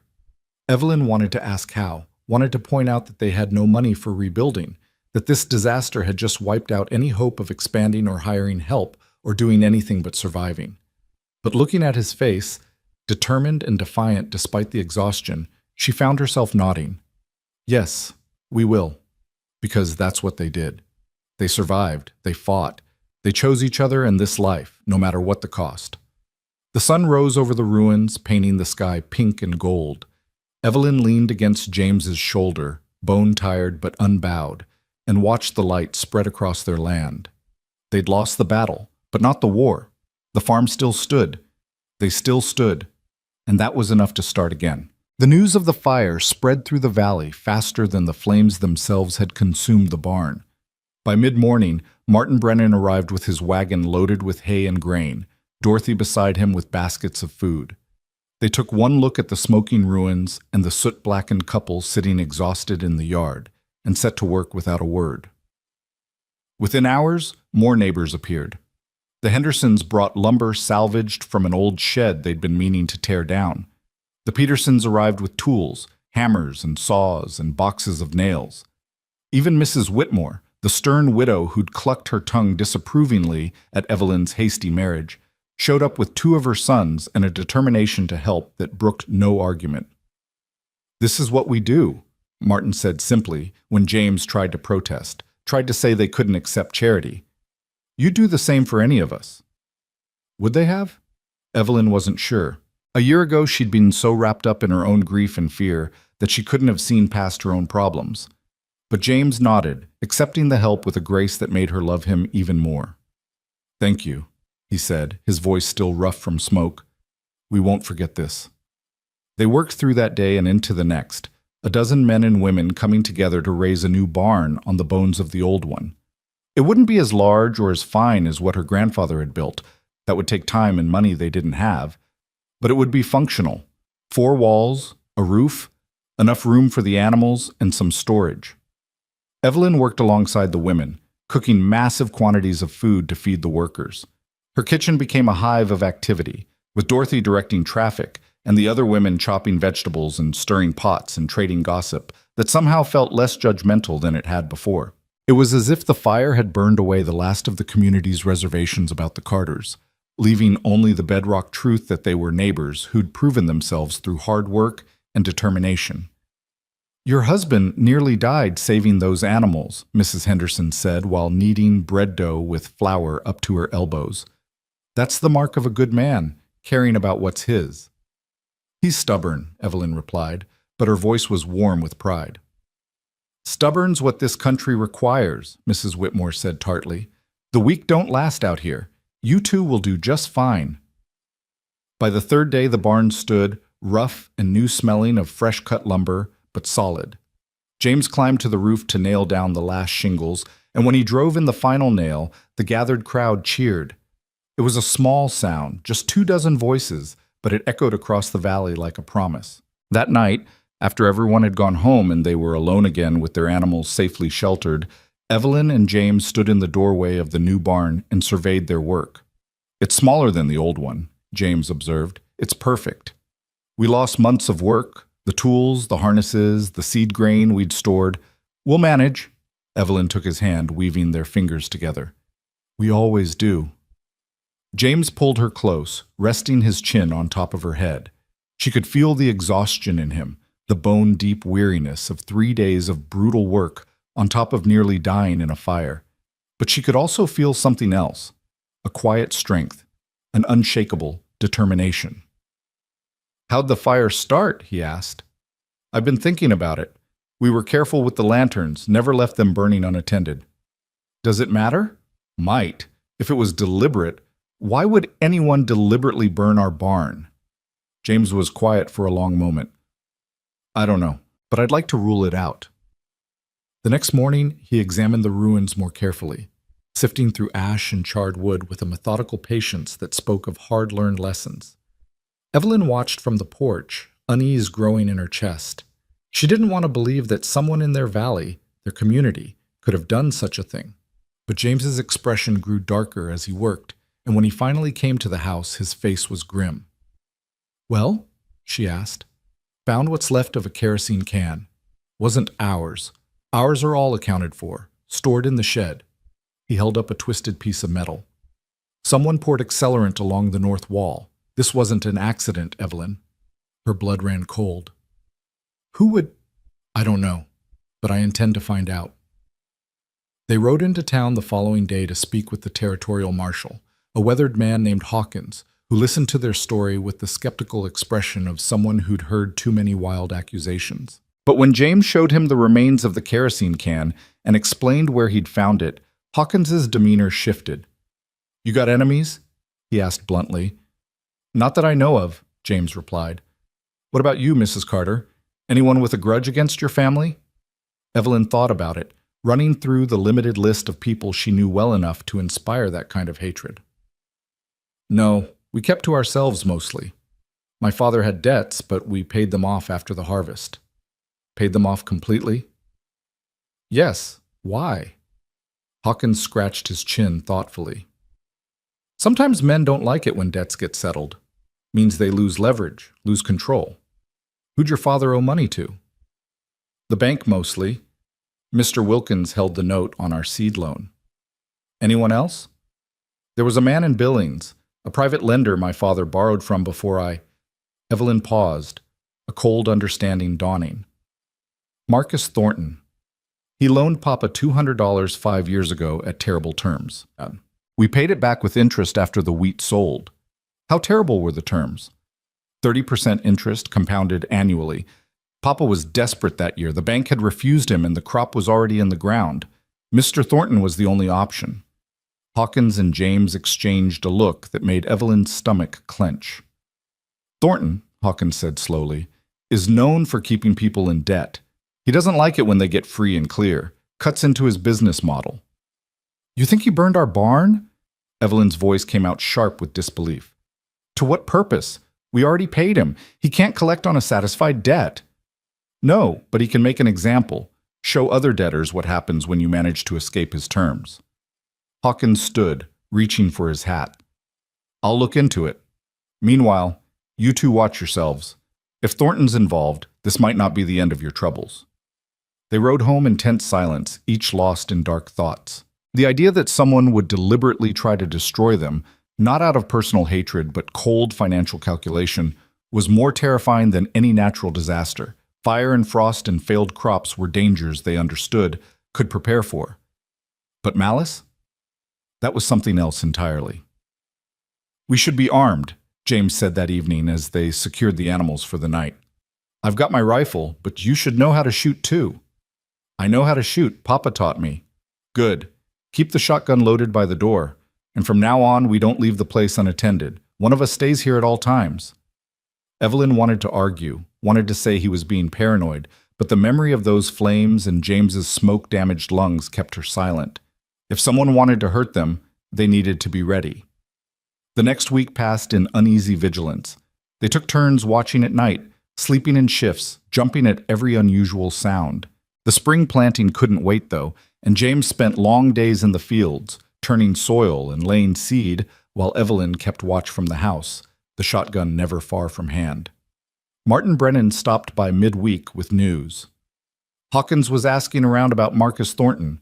Seems he's been in the area, staying at the hotel in Billings. No proof he's connected to your fire, but the timing's suspicious. What can we do about it? Evelyn asked. Not much without evidence, but folks are watching now. If Thornton or any of his men show their faces around here, word will spread fast. It was small comfort, but comfort nonetheless. They weren't alone in this. The same community that had helped rebuild their barn was now looking out for threats. That night, As they lay in bed, James spoke into the darkness. We could leave. Sell the farm. Head to California like I originally planned. Start fresh where no one knows us. Is that what you want? I want you safe. Everything else is secondary. Evelyn rolled over to face him, barely able to make out his features in the moonlight filtering through the curtains. James Carter, listen to me. We don't run. Not from fire, not from threats, not from men like Marcus Thornton. This is our land, our home. We fought too hard to build it to just walk away. Even if staying puts you in danger? Especially then. Because running wouldn't make us safe. It would just make us homeless and scared. She pressed her palm to his chest, feeling his heartbeat strong and steady beneath her hand. We stand, together, whatever comes. He covered her hand with his, holding it tight. You're sure? I've never been more sure of anything. Then we stand. May arrived with sunshine and new growth pushing through the black earth. The wheat seeds James had planted began to sprout, tiny green shoots that represented their entire future. They nursed each field carefully, watching for signs of disease or pest damage, praying for rain but not too much, for sun but not too hot. The work was endless and exhausting, but there was joy in it too. Watching something grow that they'd planted together, seeing the results of their labor take root, it felt like proof that they could build something lasting, despite everything trying to destroy it. On a warm afternoon in mid-May, Evelyn was working in the vegetable garden when she heard hoofbeats. She straightened, reaching instinctively for the shotgun she'd taken to keeping nearby, and watched as 3 riders approached the house. They weren't neighbors. She could tell from the way they sat their horses, too casual, too confident, like men who were used to being unwelcome and didn't care. The one in front was well-dressed by frontier standards, his suit expensive and his boots polished. Marcus Thornton, she realized with a jolt of recognition. She'd met him once, years ago, when her father had first taken the loan. James emerged from the field, still carrying the hoe he'd been using, his expression hardening as he took in the visitors. Mr. Carter, Mrs. Carter, Thornton said pleasantly, as if this were a social call. Fine day, isn't it? State your business, James replied flatly. Direct. I like that. Thornton smiled, but it didn't reach his eyes. I'm here to discuss a business proposition. I'm buying up land in this valley, consolidating holdings. I'd like to purchase your farm. It's not for sale. Everything's for sale at the right price. I'm prepared to offer you $3,000. That's quite generous, considering your recent troubles. $3,000 was nearly double what the land was worth, and they all knew it. It was the kind of offer designed to tempt, to make them question their resolve. Not interested, Evelyn said firmly, moving to stand beside James. Mrs. Carter, please be reasonable. This is rough country, dangerous even. Fires happen, accidents happen. A woman and her husband alone on a remote farm, why, anything could happen to them. The threat was barely veiled, hanging in the air like smoke. James's knuckles went white on the hoe handle, but his voice remained steady. Get off our land. Now, there's no need for hostility. I said get off our land now, before I make you. Thornton's smile faded, replaced by something cold and calculating. You're making a mistake, Carter. I always get what I want, one way or another. Think about my offer. You have until the end of the month to accept. After that, he shrugged eloquently. Well, accidents become more likely. He wheeled his horse around and rode off, his 2 companions following. They didn't look back. Evelyn realized she was shaking. He admitted it. He basically admitted to burning the barn. Yeah, and we still can't prove it. James set down the hoe carefully, as if afraid he might throw it. But now we know for certain, this isn't over. They rode into town the next day and told Marshal Hawkins everything. He listened grimly, taking notes, but his expression told them what they already knew. Threats weren't the same as evidence. I'll talk to Thornton, Hawkins said. Make it clear he's being watched.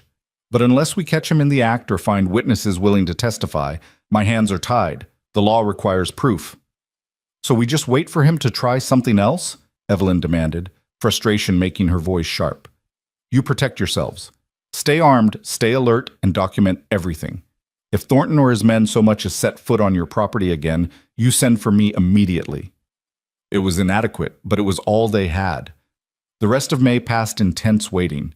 They maintained their vigilance, sleeping in shifts, watching the roads, treating every sound as a potential threat. The strain wore on them both. Evelyn grew jumpy and exhausted, while James became quieter, more withdrawn, his eyes constantly scanning the horizon. But nothing happened. No more fires, no more threats, no sign of Thornton or his men. It was almost worse than an attack would have been. The not knowing, the constant anticipation, the feeling that they were waiting for an axe to fall. Maybe he gave up, Evelyn suggested one evening as they watched the sun set from the porch. Maybe he realized we won't scare easily and decided to move on. Maybe, James said, but he didn't sound convinced. June brought the first real heat of summer and relief from the constant fear. Weeks passed with no sign of trouble, and gradually they began to relax their guard. The wheat was growing tall and green, promising a good harvest. The vegetable garden was producing more than they could eat. The new barn was fully functional, and they'd even managed to replace most of the tools they'd lost in the fire. Life, slowly, began to feel normal again.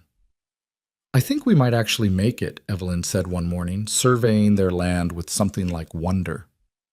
"Despite everything, the fire, the threats, all of it, I think we're going to be okay." James pulled her close, kissing the top of her head. "More than okay.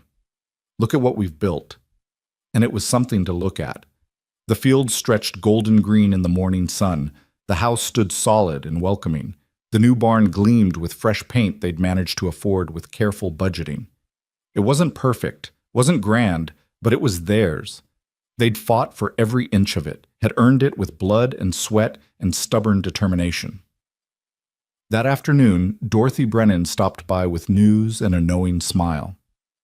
"I heard something interesting in town yesterday. Marcus Thornton's been having financial troubles. Seems several of his investments went bad, and he's having to liquidate assets. Word is he's leaving Montana, heading back east." Evelyn felt a weight she hadn't known she was carrying lift from her shoulders. "He's leaving? For good?" "That's what they say. Something about a railway deal that collapsed. He lost a fortune." Dorothy's smile widened. "I thought you'd want to know." After she left, Evelyn and James stood in the yard processing this gift of unexpected reprieve. "We won," Evelyn said wonderingly. "We actually won." "We survived," James corrected gently. "That's all we ever needed to do." But it felt like more than survival. It felt like victory, hard-earned and well-deserved. That night they celebrated with the last bottle of whiskey her father had kept for special occasions, sitting on the porch and watching stars emerge in the darkening sky. The night was warm and full of the sounds of summer, crickets singing, the creek running high with mountain runoff, the horses moving peacefully in the pasture. "Tell me something," Evelyn said, pleasantly buzzed from whiskey and relief. "If you could go back to that day you first rode onto this farm, would you still stop?" James considered the question seriously as he considered everything. "Yeah, I would. Even knowing everything that was coming, the work, the fire, the threats, especially knowing all that, because it led to this, to us, to this life." He turned to look at her, his eyes warm in the lamplight. "Every hard thing we've faced has just proven what we already knew. We're stronger together than we ever were alone." Evelyn felt tears prick her eyes, happy tears this time, tears of gratitude and love and bone-deep relief. "I'm glad you stopped. Glad you stayed. Nowhere else I'd rather be." They sat in comfortable silence, watching the stars wheel overhead, feeling the solid earth beneath them and the equally solid presence of each other. The future stretched out before them, uncertain but no longer frightening. They'd faced the worst the Montana Territory could throw at them and survived. More than survived, they'd thrived. The wheat was growing, the farm was secure. They had each other. It was enough. It was everything. As the night deepened and the temperature dropped, they went inside together, leaving the empty whiskey bottle on the porch and the troubles of the past where they belonged, behind them. Tomorrow would bring new challenges, new work, new reasons to be grateful for strong backs and stubborn hearts. But tonight was for rest, for holding each other close, for whispering promises in the darkness and believing in the life they were building. One day at a time, one season at a time, together, always together. Summer deepened across the Montana Territory, bringing with it the kind of heat that made the air shimmer above the wheat fields and turned the creek into a lazy ribbon of cool relief. Evelyn found herself rising earlier each morning, trying to get the hardest work done before the sun climbed too high. James did the same, and they'd often meet for breakfast covered in sweat and dust, grinning at each other like conspirators who'd stolen something precious from the dawn. The wheat was doing better than either of them had dared hope. The stalks stood tall and thick, their heads heavy with grain that would soon be ready for harvest. James walked the fields every evening, running his hands over the wheat like a father checking on sleeping children, and Evelyn could see the pride in his face when he thought she wasn't looking. "Another week," he announced one night at dinner. "Maybe 2, then we start cutting." "We'll need help this time," Evelyn said. "Even with both of us working, 60 acres is too much, and we've got the new 40 acres planted too." "I know, I was thinking we could hire some of the younger Brennan boys. And maybe that Swedish fellow who's been working Peterson's place. Martin says he's good with a scythe." "That'll cost money." "Good harvest will more than cover it." James reached across the table to take her hand. "We're not alone anymore, Evelyn. We don't have to do everything ourselves." It was a lesson they'd both learned the hard way, she realized. The fire had taught them that accepting help wasn't weakness, and offering it wasn't charity. It was just what people did when they lived in a place hard enough to require cooperation for survival. The next Sunday after church, they talked to Martin about hiring help for the harvest. He nodded approvingly and suggested 3 of his sons: Tom, who was 19 and strong as an ox; David, 17 and quick with tools; and young Michael, barely 15 but eager to prove himself. "They'll work hard for you," Martin promised, "and they need the experience. Won't always be my land they're working." They also hired Lars Andersson, the Swedish immigrant Martin had mentioned. He was a quiet man in his 40s who'd come west after his wife died, looking for a fresh start. His English was rough, but his work ethic was legendary, and when James showed him the fields, Lars nodded with the satisfied expression of someone who recognized quality wheat when he saw it. "Good crop," he said in his heavily accented English. "Very good. We bring in together, yeah?" "Yeah," James agreed, smiling. With the help secured, Evelyn turned her attention to preparations. She'd need to feed 5 extra mouths 3 times a day for weeks. That meant planning meals, preserving extra vegetables from the garden, making arrangements with the butcher in town for meat they couldn't provide themselves. It was a massive undertaking, but she approached it with the same determination she'd brought to everything else. Dorothy Brennan and some of the other women offered to help with the cooking, a gesture that would have seemed intrusive a year ago, but now felt like simple kindness. Evelyn accepted gratefully, and soon her kitchen was full of activity most mornings, women talking and laughing while they chopped vegetables and mixed dough, the kind of communal work that had sustained prairie communities since the first settlers arrived. "You've changed," Dorothy observed one morning while they were rolling out pie crusts. "When I first met you, you were so determined to do everything yourself. Now look at you, accepting help like it's the most natural thing in the world." "I learned it from James," Evelyn admitted. "He showed me that letting people help isn't the same as admitting defeat." "That man's good for you." "He's the best thing that ever happened to me," Dorothy smiled knowingly. "I can see that. The way you two look at each other, it reminds me of Martin and me when we were first married. All that fire and determination pointed in the same direction." The harvest began on the first Monday of August, when the wheat had turned from green to gold and the grain came away from the chaff with a satisfying crunch when you rubbed it between your fingers. They started early, before the sun was fully up, working in the relative cool of morning. James and Lars led the cutting, their scythes moving in perfect rhythm. The Brennan boys followed, gathering the cut wheat into sheaves and tying them with practiced efficiency. Evelyn worked alongside them, her hands remembering the motions from last year, though this time there was laughter and conversation instead of desperate silence. By noon, they'd cleared nearly 3 acres, a pace that would have seemed miraculous last year. They broke for dinner, a massive spread of food that the women had prepared and brought out to the field, and ate in the shade of the wagon, too hungry and tired for much conversation. "Your father would be proud," Martin said to Evelyn as they were preparing to return to work. "This is a hell of a crop. James deserves the credit. He's the one who knew how to manage it properly." Takes two, James interjected, overhearing. Your father left good land and good equipment. I just helped make use of it. They worked through the afternoon and into the early evening, stopping only when the light grew too dim to cut safely. By then they'd cleared nearly 8 acres, and everyone was exhausted but satisfied. The Brennan boys headed home with promises to return at dawn. Lars accepted Evelyn's offer to sleep in the barn rather than make the long ride back to Peterson's place each night. That became the pattern for the next 3 weeks. Up before dawn, work until dark, fall into bed too tired to do anything but sleep. It was brutal and exhausting and somehow also exhilarating. The satisfaction of watching the fields transform from standing wheat to neat rows of stacked sheaves, knowing that each one represented food, and income, and another year secured. Midway through the second week, Evelyn realized she'd missed her monthly courses. She didn't mention it to James, not yet, not when they were both so focused on the harvest. But the knowledge sat warm and secret in her chest, a possibility that made her smile even through the exhaustion. The weather held clear and hot, perfect for harvest, but punishing for the workers. They went through gallons of water each day, and Evelyn made sure there was always lemonade or switchel to keep everyone drinking. James's old injury acted up toward the end of the second week, and she could see him favoring his left side, but he refused to slow down. We're too close, he said when she tried to make him rest. Another week, and we'll have it all in. He was right. By the end of the third week, all 100 acres had been cut and stacked, the sheaves drying in the late summer sun. They'd lost only 1 day to rain, a brief thunderstorm that had everyone scrambling to cover what they could, but otherwise the harvest had gone as smoothly as anyone could hope. On the last day, after the final sheaf was tied and stacked, the whole crew stood in the field and looked at what they'd accomplished.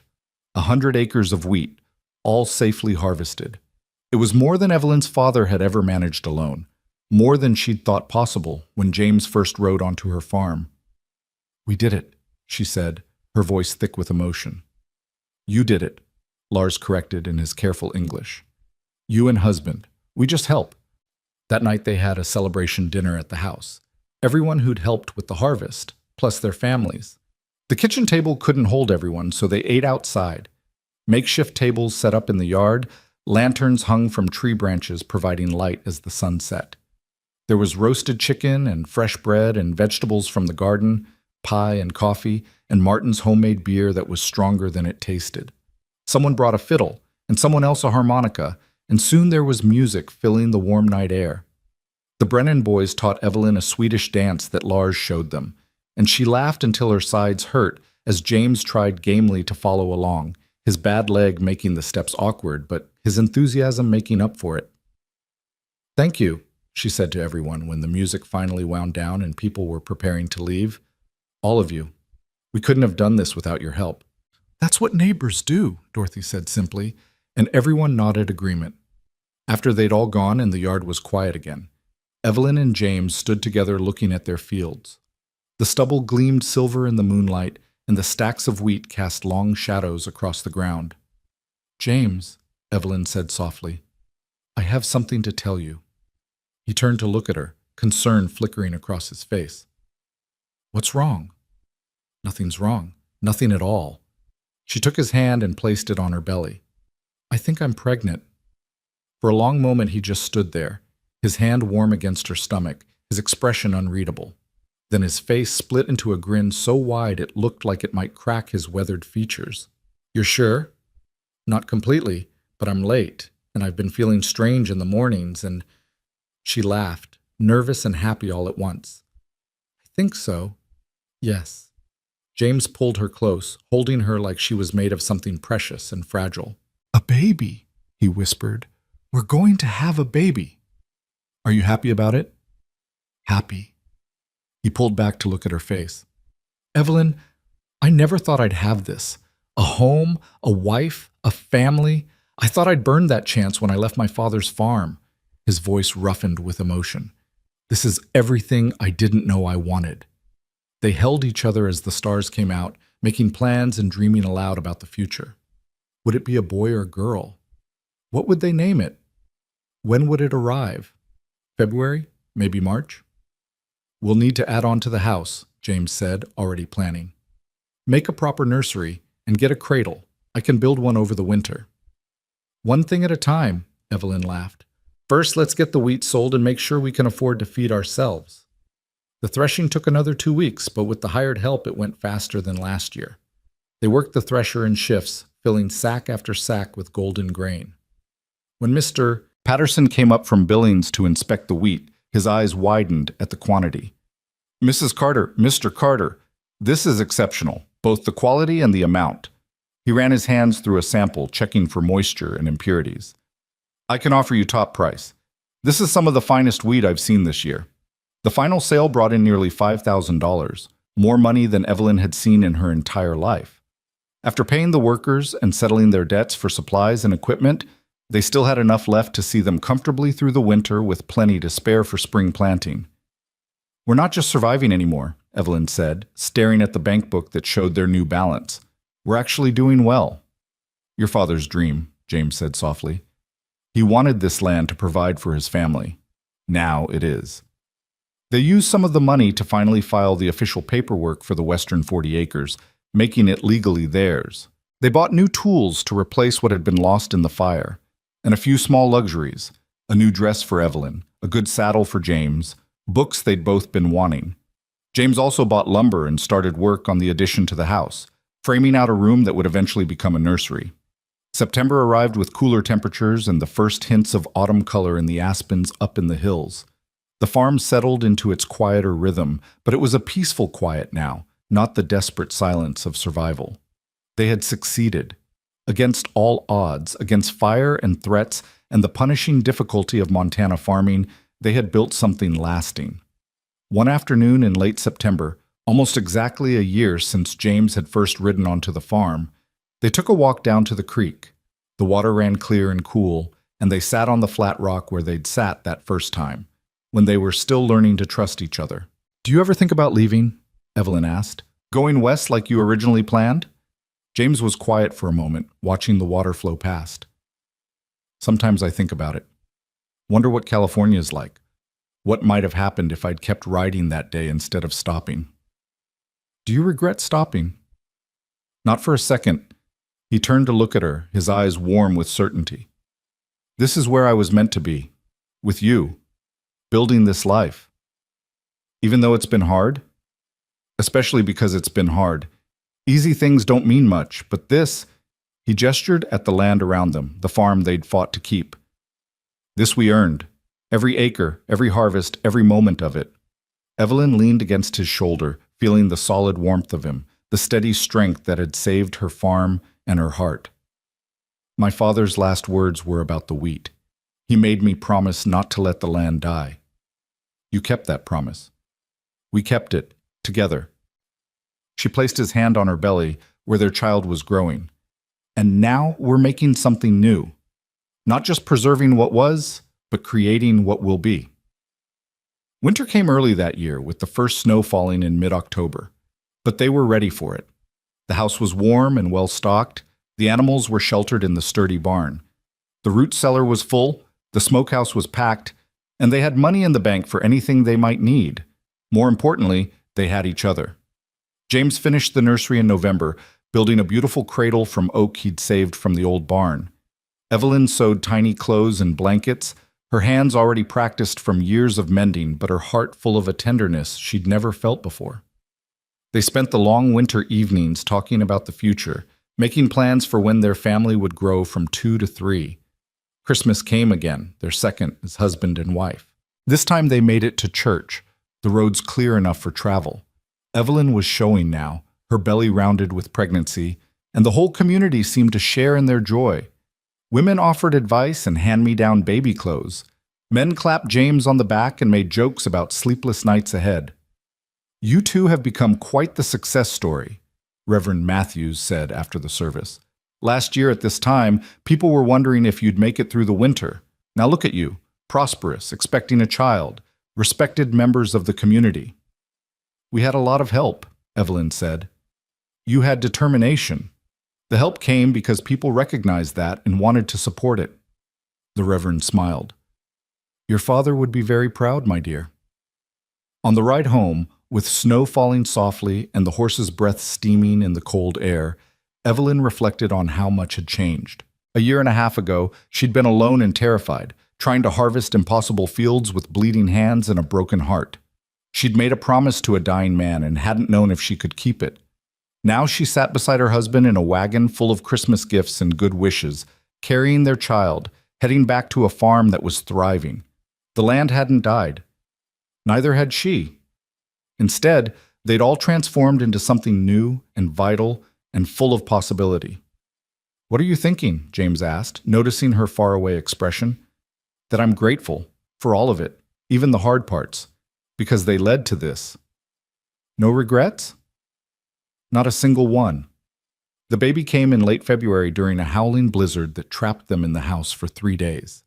Dorothy Brennan and the midwife, Mrs. Chen, had both made it to the farm just before the worst of the storm hit, settling in to wait with the practiced patience of women who'd delivered many babies in difficult conditions. The labor was long and hard, testing Evelyn's strength in ways even the harvest hadn't.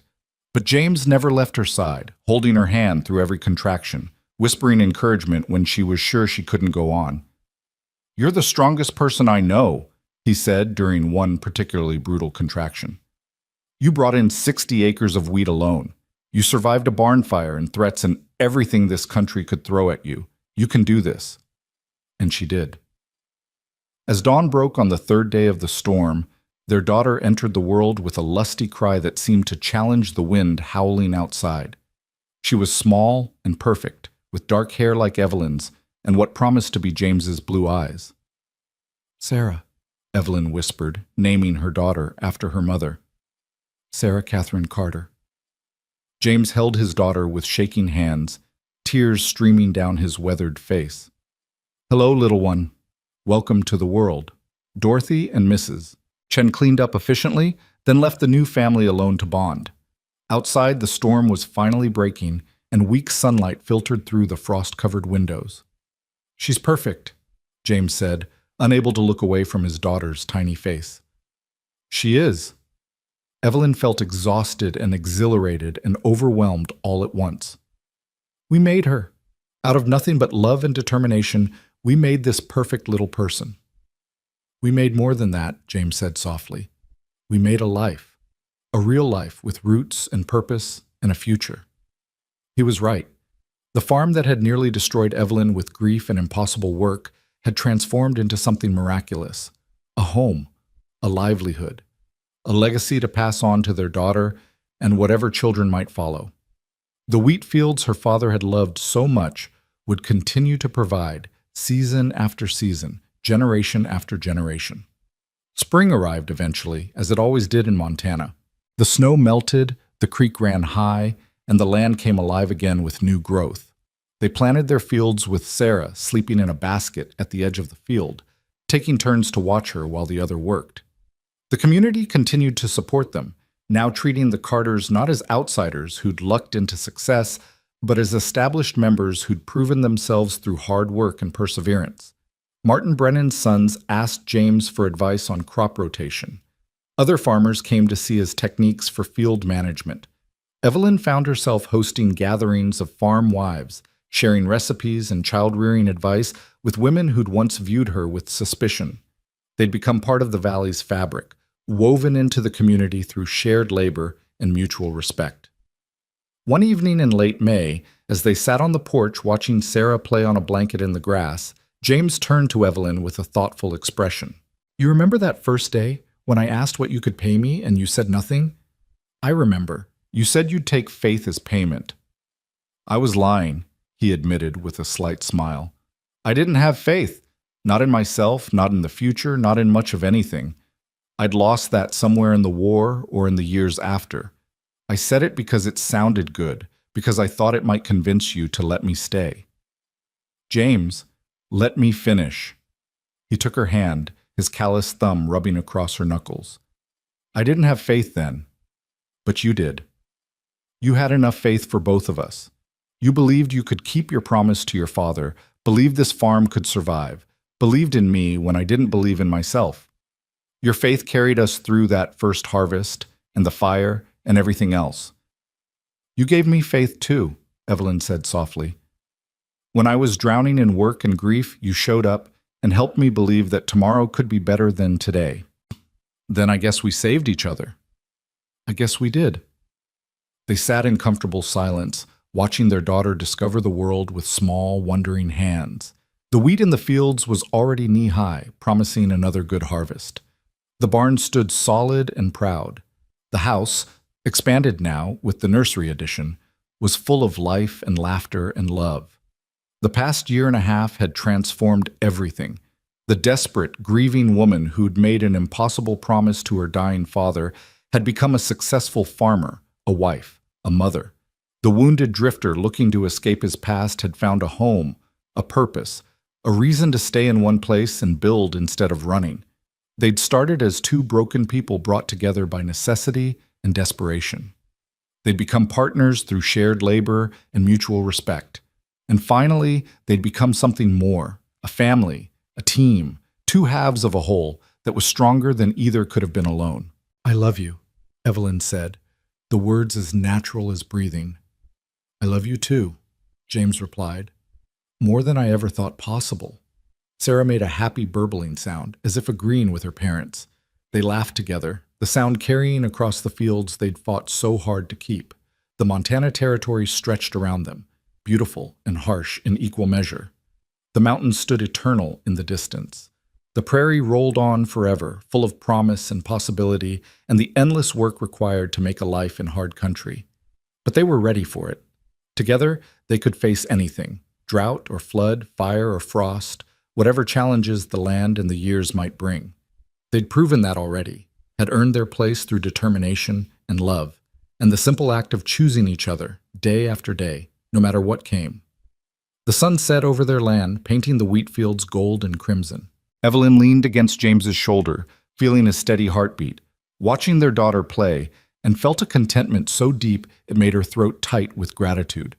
They'd finished her father's harvest, but more than that, they'd planted their own, and it was growing, season by season, year by year, into something more beautiful than either of them had dared to dream.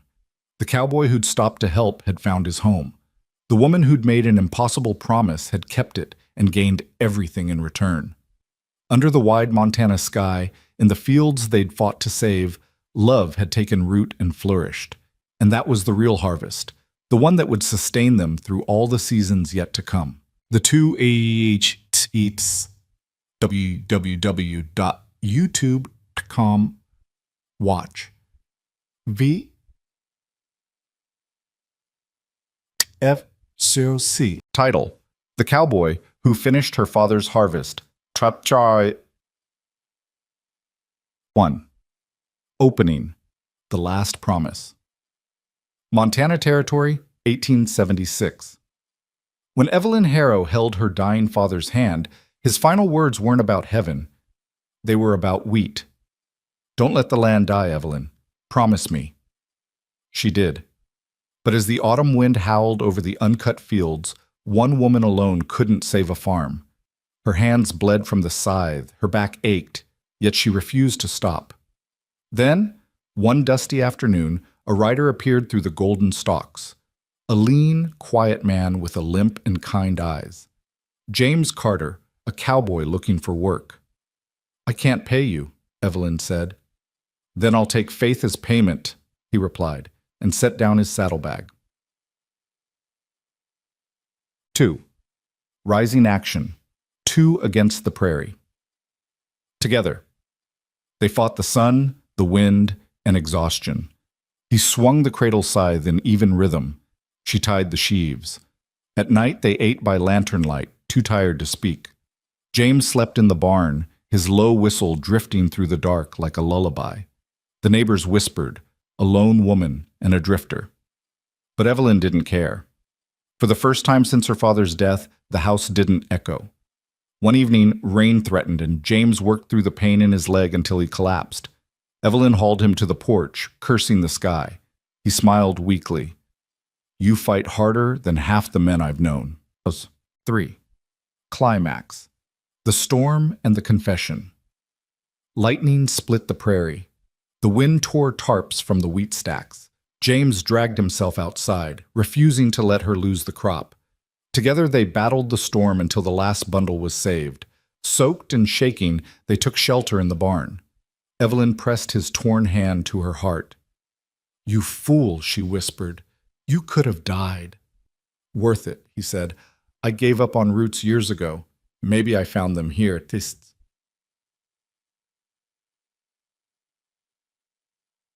4. Resolution. The field complete. By sunrise, the sky cleared. Evelyn stood beside James, staring at the stubble that shimmered gold in the morning light. "It's done," he said simply, the same words her father would have spoken. Tears blurred her eyes. The harvest was saved, but so was something larger, her faith in tomorrow. 5. Breakthrough and ending. The new season. Weeks later, when the wheat sold high, Evelyn paid the debts and kept the farm. She asked James if he'd still go west. He looked toward the horizon, then back at her. "Ma'am, I think West found me." She smiled, took his calloused hand, and said, "Then let's start planting for next year." Under the same wide sky that had once buried her in sorrow, two hearts began again, proof that even in the hardest soil, love can take root.